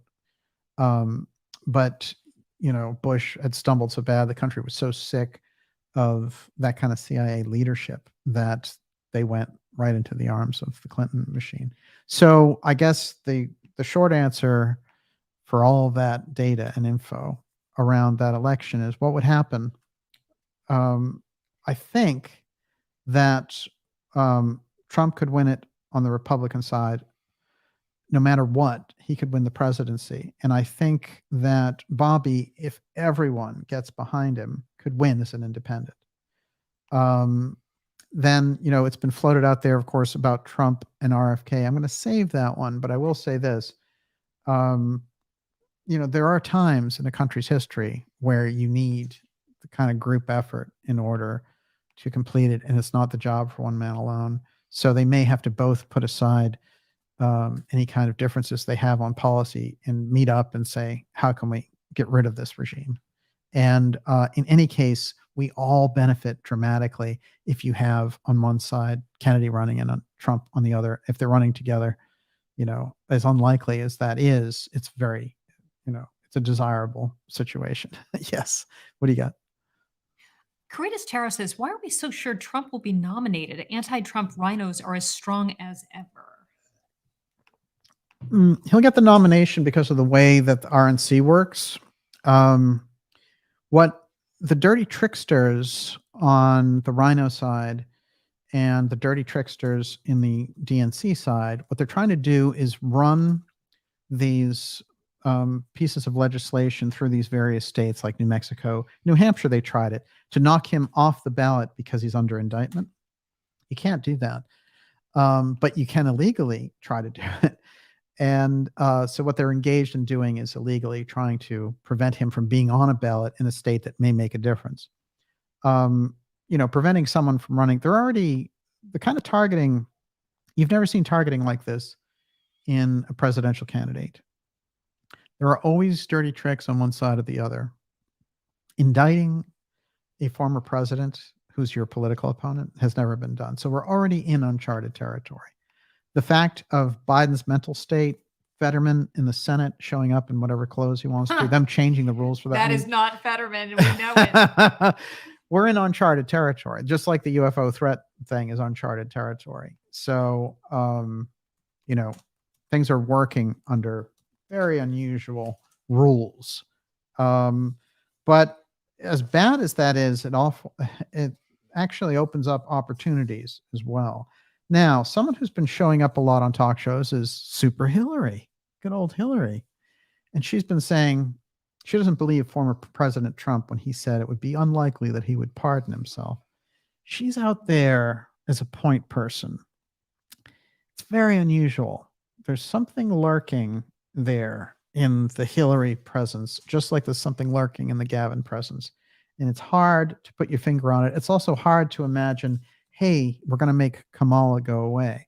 They have to give Kamala something so grand that it seems like, she achieved so much. But it has happened before. For example, President Ford knocked off his VP at the time, Nelson Rockefeller, in order to run with Bob Dole in 1976 because they were in trouble against Carter. It has happened, and you can shake off. As a matter of fact, Kennedy was going to shake off LBJ, and we saw how that worked. That's one version of Fetterman, right? Fetterman. This is an interesting. They're getting a lot of data for what would happen if they just put, people who had brain implants that were being controlled by somebody else in office. And I think the early versions of that are putting up people like Biden and Fetterman, whose brain power has been diminished through one thing or another. But for them to do that on that level, just like Feinstein, her being elderly and all the rest of it is one part of it. But it's almost the thing of like, even if you're a corpse that we're controlling electronically, you're going to vote the way we want to vote. So it shows you the position that they need. So one last thing on Kennedy I wanted to get across. Volcanelli says Senator Slob. But it's intentional. And the fact that Schumer makes this rule just for one guy, the whole thing is intentional. It's very unusual tactic, but it is It's demoralization. It is. Yes, there's no question about it. But to have these kind of like AI shells, they're just controlled, and in Biden's case, controlled by committee to a point where I can't imagine any other president who was controlled by committee at this level. George W. Bush, Obama, I mean, they came in and really, if you look at those people, Obama was the clerk for the bankers and Bush for the war machine. So they were their own version of a hollow shell, but this is different. There's nothing in there, and we're just zapping thoughts in there. And there's been so many examples of it with Biden, and it's at this point, it's not funny anymore. There's no question about it. All right, let's put the final piece in here. Here's that other illegal thing that they did when Zelensky got here. I wanted to put this on the record. So the Republicans did the right thing, and they said, we're not passing the funding carte blanche. The speaker wanted to, but a number of the members said no way. So what happened as a result of that was the money didn't flow instantly to Ukraine that they wanted to. They've already spent now $120 billion on Ukraine. This is new money. Okay, after that, they already got that, and God knows how much black budget money they have going on. Breast implants. Right. Maria Abramovich, his new ambassador. Hey, listen. That's a true story, by the way. I'll mention that. Pentagon exempts Ukraine operations from potential government shutdown. Now, whenever we get to this government shutdown thing, it's, the government's going to shut down. There's always 2 weeks of stories, and there's always negotiation, and they always, they all go away. The only time there was a real government shutdown was Newt Gingrich in 1995. And it wasn't done in such a way that it became, a good model to follow. But one thing that was for sure was whatever Newt said, that Congress would follow along. But this idea, and this is touted in Politico, but they say the decision means that training on American tactics and equipment can move forward uninterrupted if lawmakers don't reach a funding deal by the end of the month. Well, that's illegal because the funding has to come from Congress. The president can't say, I'm going to give this country money because I want them to win a war. If the Congress doesn't go along with you, then that's an illegal activity. So, they're just floating it out there. Hey, just like Macron, it's an emergency powers thing. I'm just taking the ability to do it. So I'm directing the Secretary of State, this is Biden, to continue to give money to Ukraine, even though the legislature in the country, the Congress, is blocking it. So, I mean, that's a dictatorship, So there are already signs here. They're like, we're going to do this no matter what. One thing I wanted to point out to kind of round out that thing about the alien piece was, we've heard of this guy, Ed Dowd. He's done a lot of very interesting work. His book is interesting. Came out of the financial world, but he saw all the things around the COVID op, et cetera. But here, he's somebody on this side who gets it. So sometimes you have to reach outside of your own field in order to get it.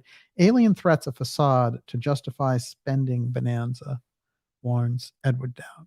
Now that should be someone in the UFO field saying that, but it's not. It's somebody from outside who can see it. And that's dark journalism when you look at it, when you get right down to it. Everyone, you're watching the final election 2024. This is a Dark Journalist special report, America versus the Deep State, Continuity of Government, COGX, coming to an election near you in 2024. By the way, yes. Yeah. Ed Dowd is working with Bobby on his campaign. That's right. Mm-hmm. That's right. He's the co-treasurer of that campaign. So Bobby's getting a lot of good intel from this guy.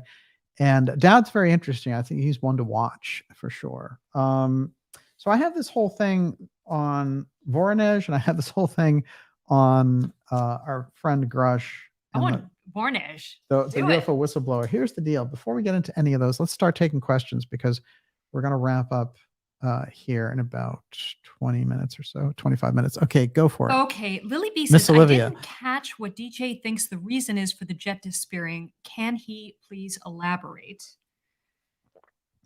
Well, the F-35 instantly shows up very suspiciously on the radar because Trump was pointing it out as the invisibility plane, and on more than one occasion.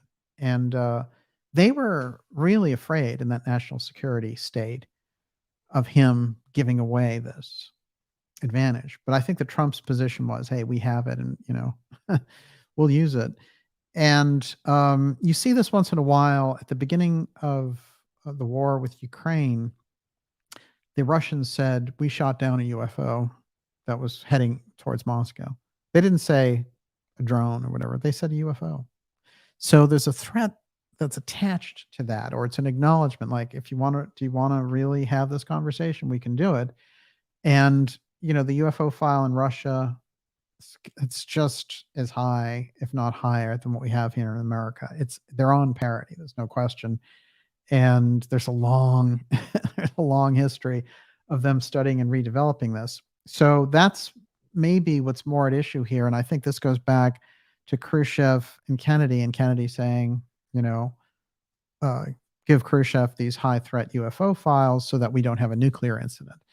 And that's where that nest of advanced secrecy, high technology, exotic technology people, some who were associated with the paperclip program, that sent shockwaves there. That's why you have fascist involvement on some level that's where you get like a dram scenario involved in the Kennedy assassination. So when we think of it like that, the F-35, the fact that we have this history that, it just disappeared back in Japan in 2019, Trump saying it's invisible. And by the way, that pilot who ejected in the 2019 incident died. He died of a heart attack a week later. So his story about what happened with it and all the rest of it wasn't, no one was able to tell it. This pilot, hopefully he stays healthy, and he jettisoned himself out of it. I already showed the chart of how they do these things on NORAD. When you have a plane that is that highly advanced, there's no way that you can lose track of it. It doesn't happen. So, they did the whole thing with 9/11. They were like, oh, they turned the transponders off. We couldn't see where the planes were. That's how they got. No, they had built this system. If you go back, you can study how they built in the Air Force for every type of contingency involving a Soviet invasion of U.S. airspace. That was back then. And they had that as kind of, out of the Cold War. And then beyond that, they had an incredible, massive air defense system. We have the greatest military in the entire world. As a matter of fact, our military is so big in terms of expenditures and development that the other countries don't spend anything, not even near. They spend maybe 5% of what we spend in terms of the military. So this whole thing about we can't see where it was, or, who's tracking where that F-35 is, and all those stories on CNN. Look, I don't know what they take people for generally, but anyone who has any experience with any of this stuff, and, I haven't flown planes. I've just studied what NORAD does. You can't lose an F-35 in America. It's a complete falsehood, just like you can't lose a Chinese balloon. Do you remember when they were like, oh, we're not sure we should shoot at that balloon. We're going to wait till the sun comes up. What about infrared and all the stuff? Mm-hmm. I mean, we learned about that during the Gulf War, right? You can see anything at night. They had that technology for 50 years. So, I mean, a lot of this stuff is staging. So what the F-35 is as a signal, there's something very unusual taking place with the signaling about that. And I think it has something to do with someone trying to figure out what kind of technology is available. That is, at what point does that thing become invisible? And, who knows? Maybe it was a test. Maybe in order to go invisible, the pilot has to eject. There's a lot of strange questions about the F-35, but I go directly back to the X technology and Trump. And we know that Trump, just like Bobby Kennedy, has a direct connection through his family to the UFO file. It's not, we've done enough programs on it. It's on the record. John Trump knew directly about the UFO file through Vannevar Bush. That's all there is to it. And that's why he sent him in to examine Tesla's technology after Tesla died. So those things are on the record. Yes. Hang on one second. Nicely done. Here, let's finish that up with these comments. Dixie504 says, I thought the missing F-35 was the beginning of the UAP op. Thought they'd say UFO shot it down or kidnapped it. WC Ray says, dry run, ? And Happy Hermit 3D says, maybe the vanishing F-35 is meant to set up a pretext of plausible deniability for some planned military attack on a domestic target. Yeah. That last one is the kind of scenario that it's like an Operation Northwoods for the 21st century. And classically in Operation Northwoods, what they try to do, and Kennedy was so disgusted that he walked out of the meeting, but they wanted to have a plane that was, painted to look like a Cuban plane shoot down an American plane. And it's interesting because that whole false flag idea would give us the ability to retaliate upon them, because they shot down one of our civilian planes and all the rest of it. There's a lot of false flags around technology, including the fact that at a certain point, there's a story from about 7 years ago where, a nuke got lost during transport. So there's always that factor out there. I would just say that this we know for sure, which is the F-35, Trump gave it X properties by saying it had invisibility. So therefore, anything that comes out of that F-35, and the F-35, before it was the F-35, was an X-series plane. So for me, they're operating with that technology. That always gets dicey in public, by the way. Yes, what do you got? Teach P3 Free. Does DJ think that the UFO file isn't compartmentalized? The UFO file is the top secret inside the United States national security state. So you have a small group that I've identified as X-Protect on this program. Their job is to keep the actual truth about the UFO file out of the radar, out of the news, because what I've identified is there's a series of physics that flow from the appearance of UFOs, and it upsets the normal physics that we've come to trust. So that's why you hear things about people going through walls and through objects, and time stopping and missing time. All those things are all aspects of apotheum. And apotheum is that central idea. If you start to understand that, then you can see, oh, this X-Protect group protects all of the access around this. So in an ordinary program like the nuclear program, you have incredible protocols because of the destructive power that's involved. Well, we've had people like Dr. Farrell say that torsion physics, it has the ability to make an atomic bomb look like a firecracker. So let's take that type of a model and think about what they're dealing with on the UFO file. Now, part of the problem, I believe, is that the aiming system for doing this stuff, that they haven't mastered a lot of how they do that. And also, by the way, the X technology is not strictly the idea of an extraterrestrial phenomenon. So you could be dealing with something else that shows up, which is earthbound, that has this X technology. And if you follow anything along the X series, you're going to find that whole wave of mystery school knowledge around the secret technology going all the way back to the Atlantean culture, through the Edgar Cayce readings, through the Rudolf Steiner work.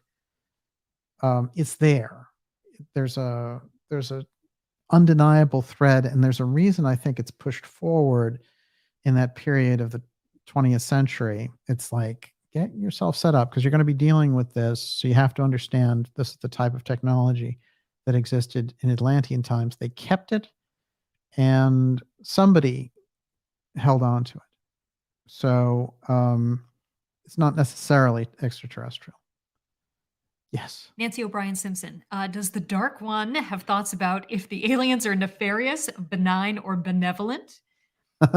Look, forget about how the government portrays the alien thing for a minute and just go with the stories that we've seen on the record. There are all kinds of different types of interactions.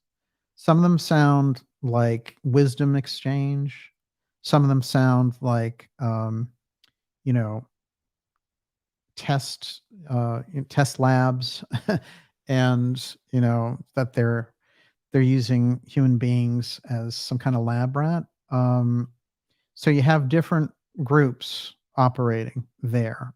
So I don't think that you can nail it down. But if you look at the stories generally, there aren't stories about, there's no like, hey, aliens came down and they burned the ground and, took over a city and held the leadership hostage. Like the whole thing of the threat that they've been trying to portray out of the intelligence community for this field, it has a tremendous deficit. And it is kind of, it's like the type of science fiction thinking that they used, just like the terrorist thing and the constant, jihadi thing. They had this thing. They were like, how can we make this work for us? And they dressed up bin Laden, who was one of their own agents, Tim Osman, classically, and who the Bush family had a real estate relationship with his dad. I mean, come on. So when you get around this, you realize that the super secrecy around the UFO file and its importance to the Defense Department and to those forces inside of that national security state trying to create incidents for consolidation of power. Think of Operation Northwoods example that I gave you, or think about 9/11. What could you really do with an alien threat?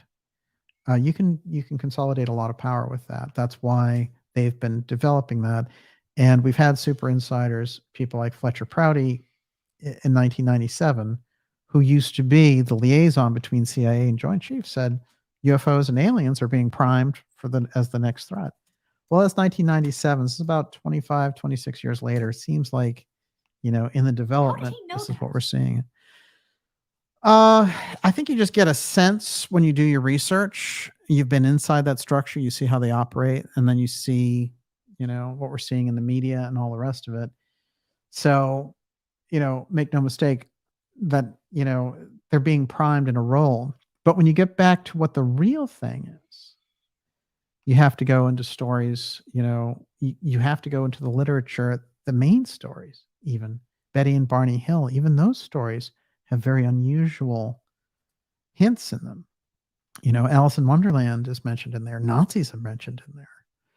And at the same time, there's star maps and, time warps. I mean, there's a lot of literature that we have based on human experience that has nothing to do with the media or the government. And that's where I lean toward.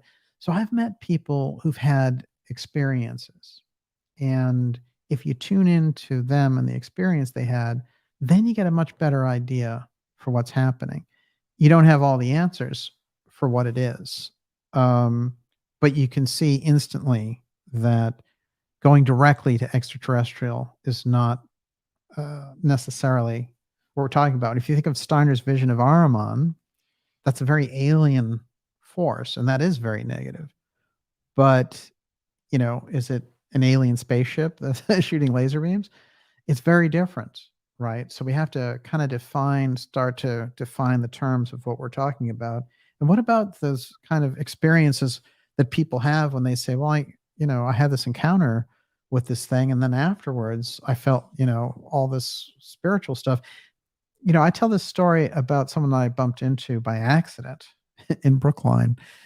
And he was one of the Allagash incident people. And the Allagash, you fly into it. It's very dense forest up there in Maine. And he and two of these teachers, art teachers from Mass Art, who were twins, all go up there and get abducted.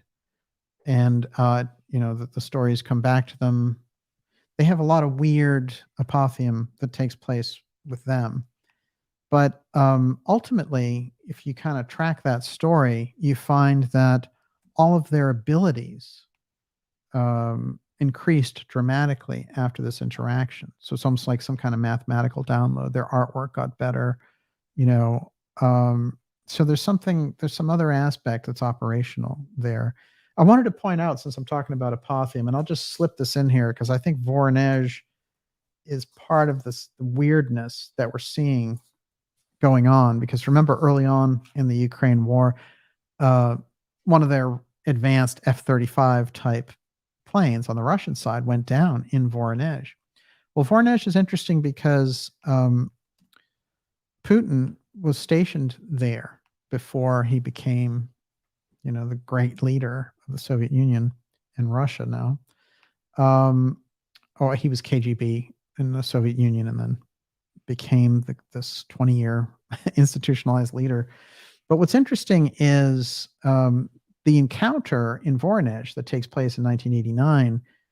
This is something that makes international news because nobody can hide this. There's a landing in a park and aliens get out. And there's one story there about a teenage boy who gets overly excited or whatever, and the alien makes him disappear. And people are really like, what's going on here? And then he reappears. So there's a lot of apothecium that takes place in that entire case. I think it's very important. There's too many witnesses. And what's funny, if you hear about the case, it's, I think 30 years later now, a lot of those people have come forward who were children at the time and came forward and said, this is what happened. So the Voronezh case, I think, is significant. Here's another thing about Voronezh: major nuclear center for the Russians. And thank God, when I did a program on that a few years ago, someone emailed me who lived there and said, did you know Voronezh is like hardcore nuclear? Well, that's important when you think about this. Yes. Gigi Young, UFO nuke event in the future? And Bobo the Clown says, the deep state will blame DEWs on space aliens. Just watch. Well, Gigi, now you have me curious because I know the way that you see things, and it's so fascinating to think about what they might have up their sleeve for that emergency powers. But that is where I think instantly, you talk about raising the stakes in the game. It almost seems like the forces that are taking part in this Ukrainian sideshow are getting us into this scenario. Well, Sean Penn, just talking about yes, nukes and right, how we're normalizing it. We're cowardly to think that right. we should be frightened of nukes. It was crazy. Yeah. Good old Sean. It's interesting too, because when you think about the nature of all the steps that have been taken to secure us against a nuclear event, including the Cuban Missile Crisis, where it was like, hey, Kennedy was completely justified in just going in and bombing the missiles. But that type of level-headed leadership to walk us through those things very well may have saved humanity in that period of time. Let's keep that in mind. Everyone, you're watching the Dark Journalist Show. This is final election, 2024, America versus the deep state, continuity of government. And we're going to take a few more of your questions and then wrap it up tonight. I did want to put this into the weird quote file that I've been developing for the whole evening. Extraterrestrial technical surprise is a top concern, Pentagon UFO investigator says. I kid you not. And that is, I think, Kilpatrick. Sean Kilpatrick, director of the AERO, All Domain Anomaly Resolution Office of the Department of Defense. And AERO is that office. It's the UFO. It's UFO DOE. It's the UFO Defense Office that Gillibrand and Rubio set up. So there he is saying it's a surprise, and he's using extraterrestrial, and he's saying militarily, this is what's going on. Again, weird, very weird language from top officials dealing directly with the nation's defenses globally. You have the weirdness from Van Herk. You have the weirdness from Saltzman over at Space Force. You have the weirdness from Gilpatrick there. You know, I mean, they're putting that out there for a reason. And you know, it's interesting because there's all sorts of thoughts about this. One of the interesting things that came up is I tell the story about the Transcenders very often, which is a group that was, it was like Edgar Casey. This guy was in Canada. His name was Rick Thurston. And before he died, he made a prediction through a NORAD officer originally. The NORAD officer died. And then I sought out who was behind the prediction. And I got to speak for hours with him over a few months. And so the Transcender group, which was like a Casey channel type information, had predicted this event over New York City for October 13th, 2010. And that prediction was made the summer before. And I had that documented. So I knew that someone in there was making correct predictions. That's what made me curious about it.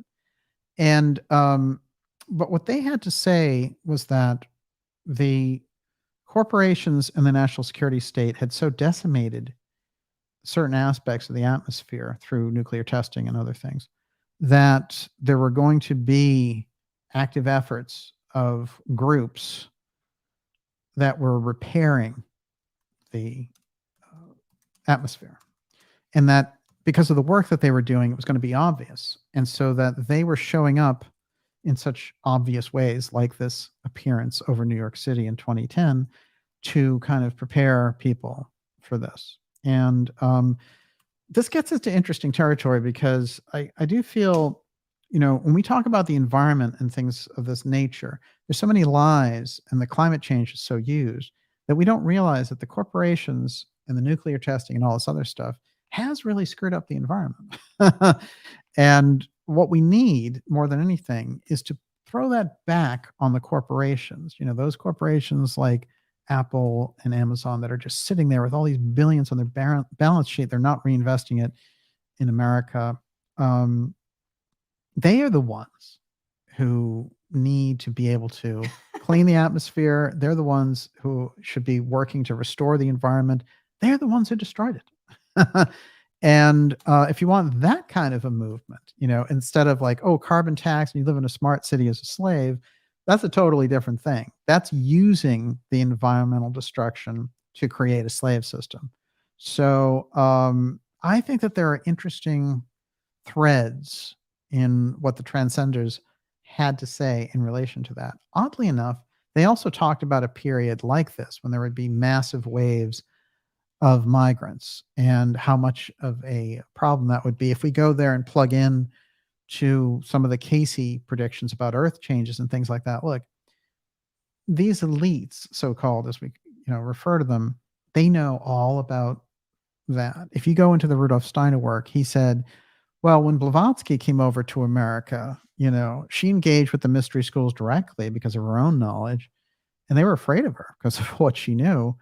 And what she commented on was, wow, it's amazing how many of the mystery schools are directly in charge of the political process in America.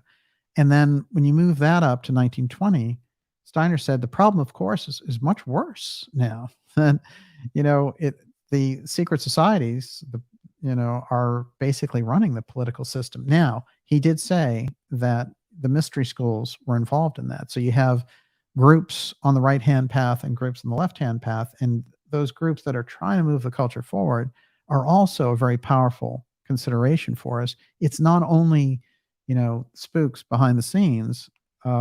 There's something good operating as well as a buffer to that. So we're kind of, we're getting kind of tension and, in the center of it all. Here we are. Yes. Redcap Goblin. Every time I think it can't get any worse, it gets worse. Can America save itself? Yes. Believe it or not, I'm going to shock you right here, but the ideas room can save America. I kid you not. I think about this. There's a very unusual Casey readings. If you go into the world affairs readings, they're stunningly accurate and also very predictive in nature.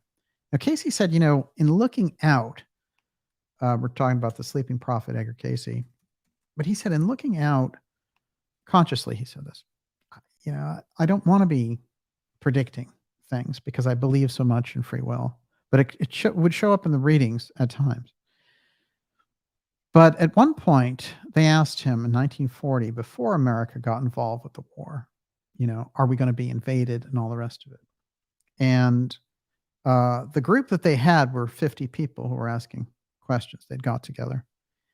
And Casey said, if the intentions of the 50 people in this room are basically attuned to spiritual forces, there won't be an invasion in America.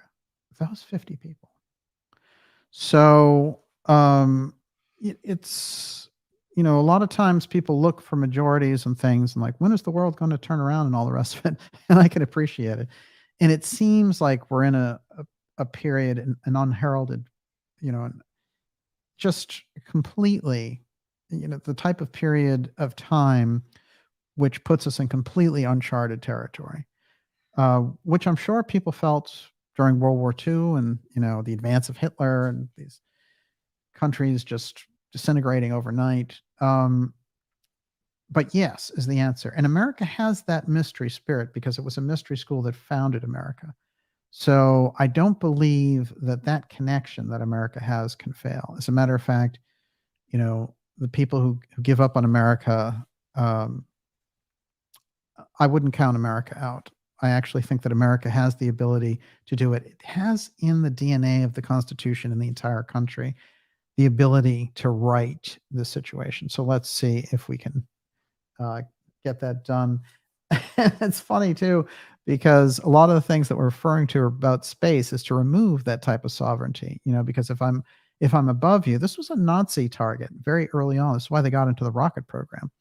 They figured out if you had a space station above that was controlling things on the ground, there was no way that people could escape. And that's what's been developed. So here we are. Go for it. Katie Cat, DJ, any insights on the EBS alert on October 4th and Olive Eisner? Also, other rumors regarding the upcoming emergency test October 4th about initiating cell tower frequencies being used to somehow affect people's DNA. Whoever took the jab, tons of chatter online. Yeah. I think that we're in a position where a lot of things could be tried, and cyber blackouts and a lot of the things I think they're building up toward. I've heard about this thing with October 4th. I don't put a lot of stock in it because it kind of comes out of nowhere. And I listen to it, and try to find some threads to see if there's anything to it. That's pretty much all you can do. I get a little, I'm not so sure it's so helpful. Can I throw something in there? Yeah. And we'll live to see. Yeah. But I think just understanding the sadism involved with these people is that they actually like to do things when we don't expect it. Yeah. So in a horror movie, what they do is they build it up like you open a door and then nothing happens or whatever. Oh, it's a cat, right? And then you relax and then you turn around and boom, there's the person with the axe. The COVID right? off. So Yeah. that's what they do is it's a bait and switch, right? They like to hype something, and then when everybody's nervous system calms down, boom, they got you just when you least expect it. That's how they operate. So I don't know if it's going to happen then. It's probably they're building up the suspense. So then everybody will be calm, and then they're going to nail us when we least expect it. It's really interesting. I agree with that. Well, here are a few things connected around that may work to substantiate that. And this goes kind of out on a limb the way that those weird predictions do. First off, DARPA wants new ideas for space weapons. Technically, as far as treaties go, we're not supposed to develop weapons in space. Okay. But nonetheless, we're moving towards this war in space. And when you have that type of possibility and what would rain down on the public as a result, I mean, it is what they've moved from the space model. All you have to do is go back to Kennedy's speeches before the UN, and it's absolutely in the heart of the entire setup of the space program not to make it for war. Kennedy was very explicit about it, and he invited the Soviet Union at the time into a joint moon mission. No space race, none of that stuff. No Lockheed Martin to get the space race, collecting all the money and the expansion of the deep state. God knows, what makes up the core of the people in the deep state. Perhaps that whole thing about demonic entities and all that, look no further. But I think this is interesting. The U.S. Department of Defense wants fresh ideas on how to maintain military superiority in space. So this is the direction that they're moving in. Now, there was another very interesting sideshow in relation to this. And part of it is that I pay attention a lot. Buzz Aldrin has been an interesting weather vane for things at times. For example, his strange trip to Antarctica, his strange comments about, well, we didn't actually go to the moon, and then saying, no, we did, his comments about the obelisk and, all these things that he's let out, in fact, and also the fact that he had tremendous difficulties after the moon program. A lot of these astronauts, I believe, had, and there are a lot of researchers who think this, and I believe it, they had their memories removed of what they saw, because I think it related directly to the UFO file, ruins on the moon, things of this nature. But this is the oddness, and take it for what it's worth. And by the way, I Dream of Jeannie is involved. Are you ready? Okay.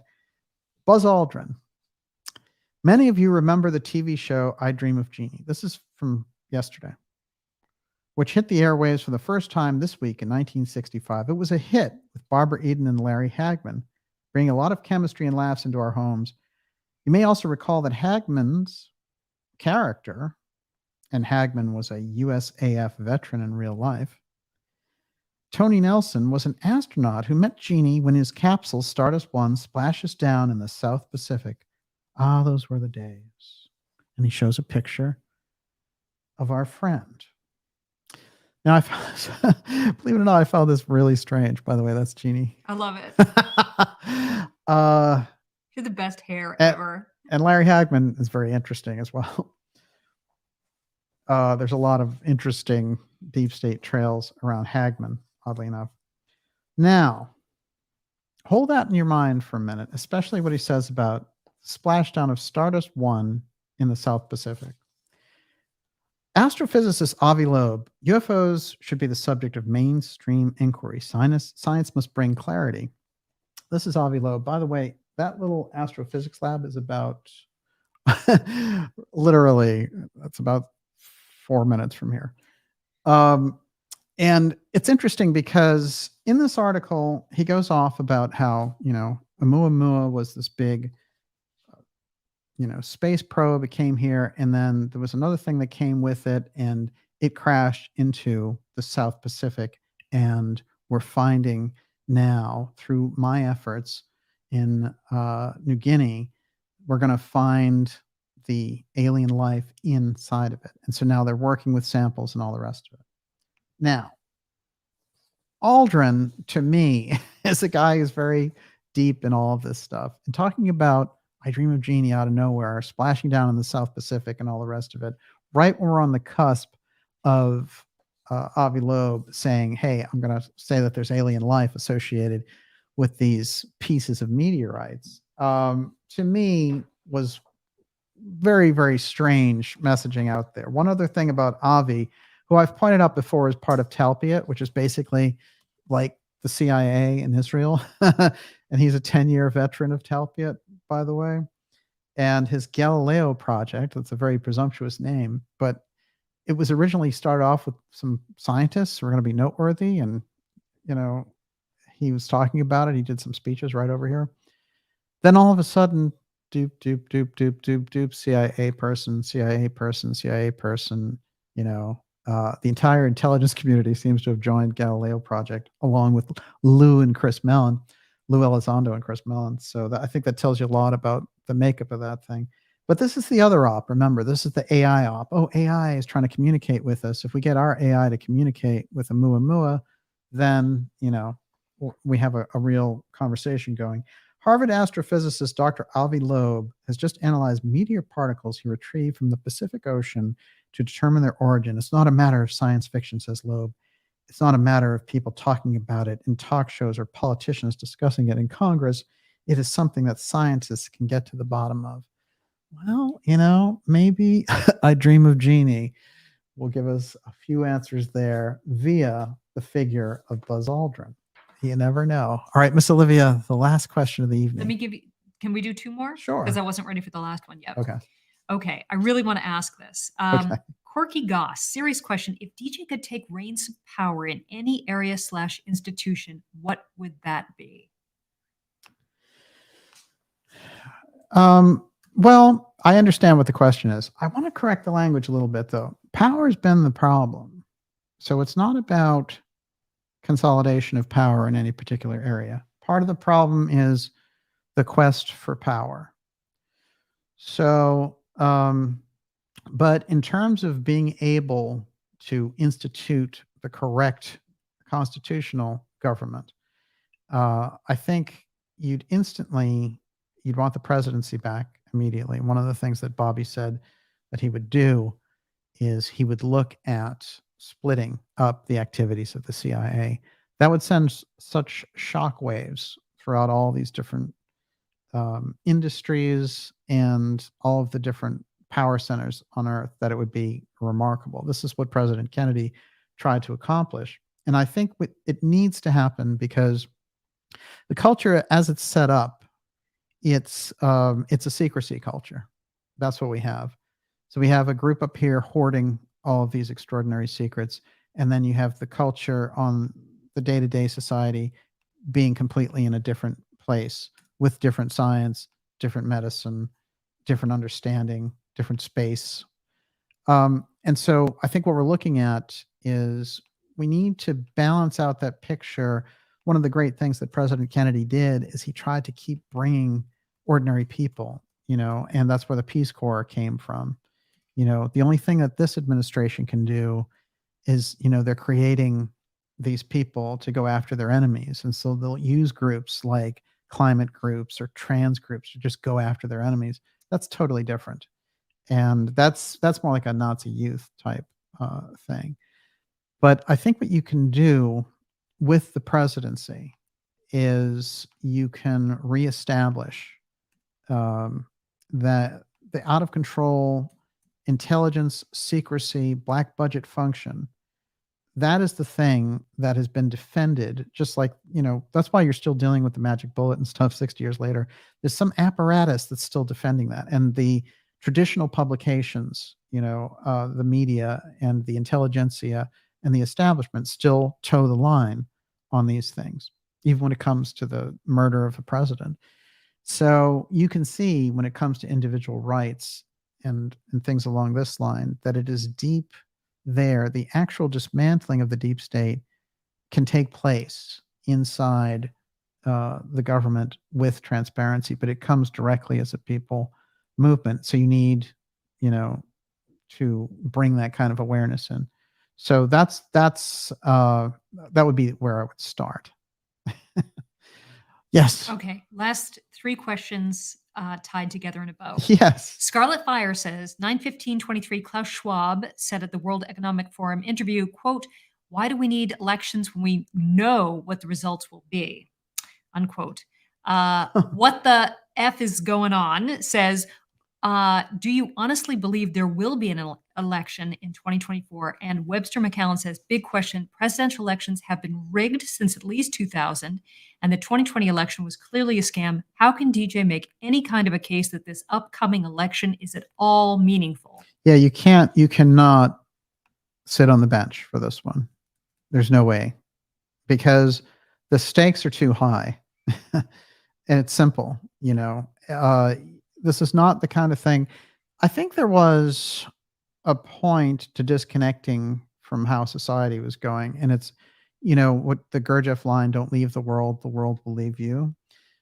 There is a lot to that, but you can't, in the stress of what's going on, depart mentally from the circumstances and say, the world will take care of itself, because of the level of the changes that are trying to be wrought through the advance of the technology and the centralization.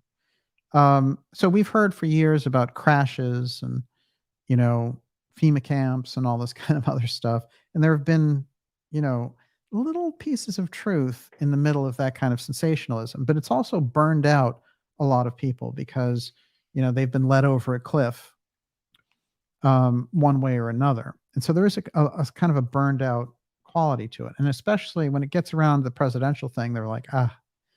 And I think fundamentally, when they had Mitt Romney running against Barack Obama, I'm right there with you. There wouldn't have been any point to do anything. But it did change with the advent of Trump, just like it changed earlier with the advent of Kennedy. And it became very important to have the right figure at the top because it is a body politic. So you cannot, in my opinion, in good conscience, lay on the sidelines for the 2024 election. And I hear smart people saying, well, I'm not going to, endorse Bobby or Trump or anybody. Look, you can't leave it to Biden and cackling Kamala to get back in there. It'll destroy America. So either you care about America or you don't. If you care, then on some level you get involved. And there are a number of things to do to bring about a healthier outcome in the 2024 election. It's not the be all end all, but you can't, it is such a crucial axis point that, very much so, just like if you'd gotten Nixon instead of John Kennedy in 1960, you probably would have had a nuclear war. This is a crucial period of time, and you have an amazing candidate in Bobby Kennedy. I mean, it's extraordinary that we have the ability to put someone like that in the White House. So it's worth a try. There's no question about it. And then you have Trump, who, even with Trump's baggage, whatever it happens to be, he's somebody who would secure the border, which is a huge, gigantic issue. He's somebody who, installs justices to protect the Second Amendment. That's a crucial issue, especially against the globalists. And so there's enough there in Trump to work with to secure America. So Trump or Bobby, bring it on. Those are the choices that we have. Otherwise, you're going to get Newsom, martial law Newsom, cackling Kamala, or Stepford Biden. I mean, it's, that committee that's been running things are so sick that I don't think 4 more years under them is tolerable. And with that, Miss Olivia. Okay, I'm just going to throw out these comments to respond to that. Deplatformed said, by voting this year, one forces the hand to play overtly, which I think is very important. Yes. They have to, if we do nothing, then, they're not exposed, right? And Rehoboth Farm says, if you don't vote, you are consenting to what they do. There's no question. And I want to, I don't know how else to put this, but I have seen people retreating,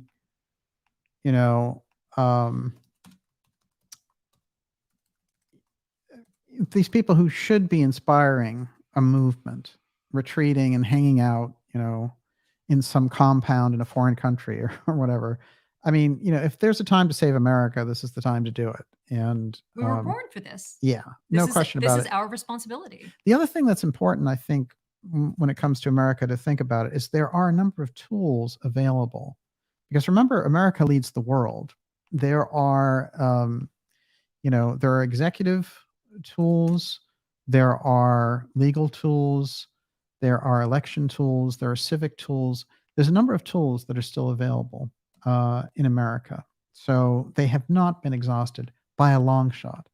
And sometimes you hear, either you have people who are completely disengaged from it all, or who think there needs to be, some kind of a violent uprising or something like that. Not at all. You have a number of things, and you are at a critical period. So I understand why the question comes up. But there are so many things that haven't been tried, where's a nationwide strike to protest the policies? Right on. I mean, there's a number of things. The other thing is that they have major movements in Canada, and they're trying to really harshly smash them. And that's how we can be the contrast, because we can actually support those types of movements that are happening by being in league with them. And there is no question that they can unleash a kind of a BLM Antifa thing like they did to get rid of Trump in 2020. But ultimately, a lot of that falls away and gets exposed, especially with the type of media that we have going on the independent side. The key thing for the independent side is not to become just a cynical voice, broadcasting cynicism and constantly having a knee-jerk reaction to everything that takes place. It is more to have a very steady voice in the middle of all this chaos, moving the needle, moving the situation to a better place. And like I said, I made the Casey analogy with the 50 people around the table earlier, but I actually, and I've learned so much from the Ideas Room course with everyone there, but I actually think the power of the ideas that get spread when we talk in the Ideas Room on this Dark Journalist program, this is what happens, which is it sends ripples.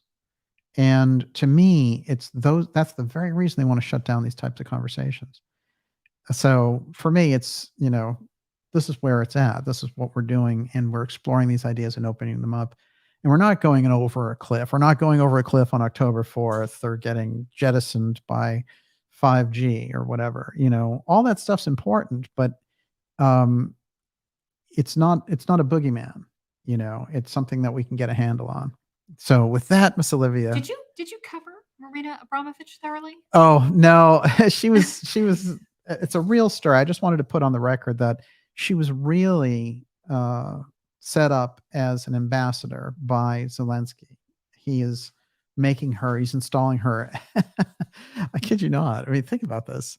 So, she's going to be part of the Ukrainian government. And, with all of her occult hijinks and everything exposed, this is a very in your face kind of thing. But yeah, unbelievable. What do you think the purpose is behind that? Well, you tell me. No, I'm asking you. Oh, there's already all kinds of occult hijinks around what they're doing in relation to Ukraine that I think it fits right along with that. And for me, there's a major occult piece in everything that you see going on, from the transhumanism, from the development of artificial intelligence. And remember, they've had artificial intelligence since the 1950s. And so they already know. And even in the stories they're rolling out, they're just ready to lay it on people and consolidate. But, I'm not saying it in the 50s, it was as advanced as it is now. But, they've had indications of how this would impact the public. They're way ahead on that front. So, this is a crucial thing to learn. But I do feel like Abramovich, I printed that out. For me, this is just really in your face. But again, Zelensky isn't a real leader. This is another problem, which is he's a puppet who's put in there. He's an actor. He's an actor, right? Exactly. But he's a black budget actor. So, the consolidation, the death toll in such a short period of time in that war is extraordinary. And the loss total, the ratio of deaths, and for them to come out and say, well, Russia's on the run or whatever. No, Russia has dominated you in that whole situation, and you just keep pouring billions of dollars that America doesn't have, and that they should be, obviously the money should stop going to Ukraine. It should go, to places like Maui, and not to let that become just some real estate opportunity for BlackRock. So, and how about having a real country by sealing the border? It's extraordinary, the things that they're getting away with at this point. But I think that rather than it just being a chorus of outrage, we can see the patterns of it and call out the patterns in what they're doing. And there's no question what's strange to me is, and this is what I'll end on, with the Biden administration allowing the open borders to such a degree, and I have all these photos here of people just, coming in on trains, buses, whatever it happens to be. And these lines are long, and supposedly the lines go all the way through South America. Somebody's organizing this, probably the Soros gang who tried it earlier, and their goal is chaos. And then you think of people, you don't want to resent people who are trying to come for a better life and all that kind of things, but the manipulation that's being involved in it doesn't work that way. And so what they're doing is they are setting up, just like all of the immigrants that are in the 100,000 immigrants they just took into New York City. They have them in these hotels and everything else. And now you have all these New Yorkers who realize that their lives are being destroyed by this, really turning their anger onto the immigrants. Well, it's the people, it's Stepford Biden, it is the regime that's letting them in and that's creating the chaos on purpose. That's where the focus needs to be. And, one thing that Trump did say is he'd create the largest mass deportation program. Well, unfortunately, that's probably exactly what you're going to need. You have to create some kind of humane process for the inhumanity of what they're doing by creating this. But you can't do it by collapsing America with the burden of endless immigrants. It doesn't work that way. It never has, and America was never envisioned to just be an endless, there's a checks and balances situation. So this is done on purpose. And it may be, in fact, the creation of, basically it's kind of the globalist army in a sense, marching across, because among the people who are seeking out a better life, you have terrorists and everything else. Yes. Yeah. So, are they creating resentment between citizens and non-citizens so that there will be a violent reaction? And Chaos. Yes. Oh, yeah. And then there will be some kind of a violent revolution and they can declare martial law. Oh, yeah. Well, if you already have a backlash going on in New York City, by the time that gets up to the next level, we're talking about New Yorkers, right? Yeah. It's not going to take much for them to get right, physically violent. Exactly. This is definitely a major piece to watch.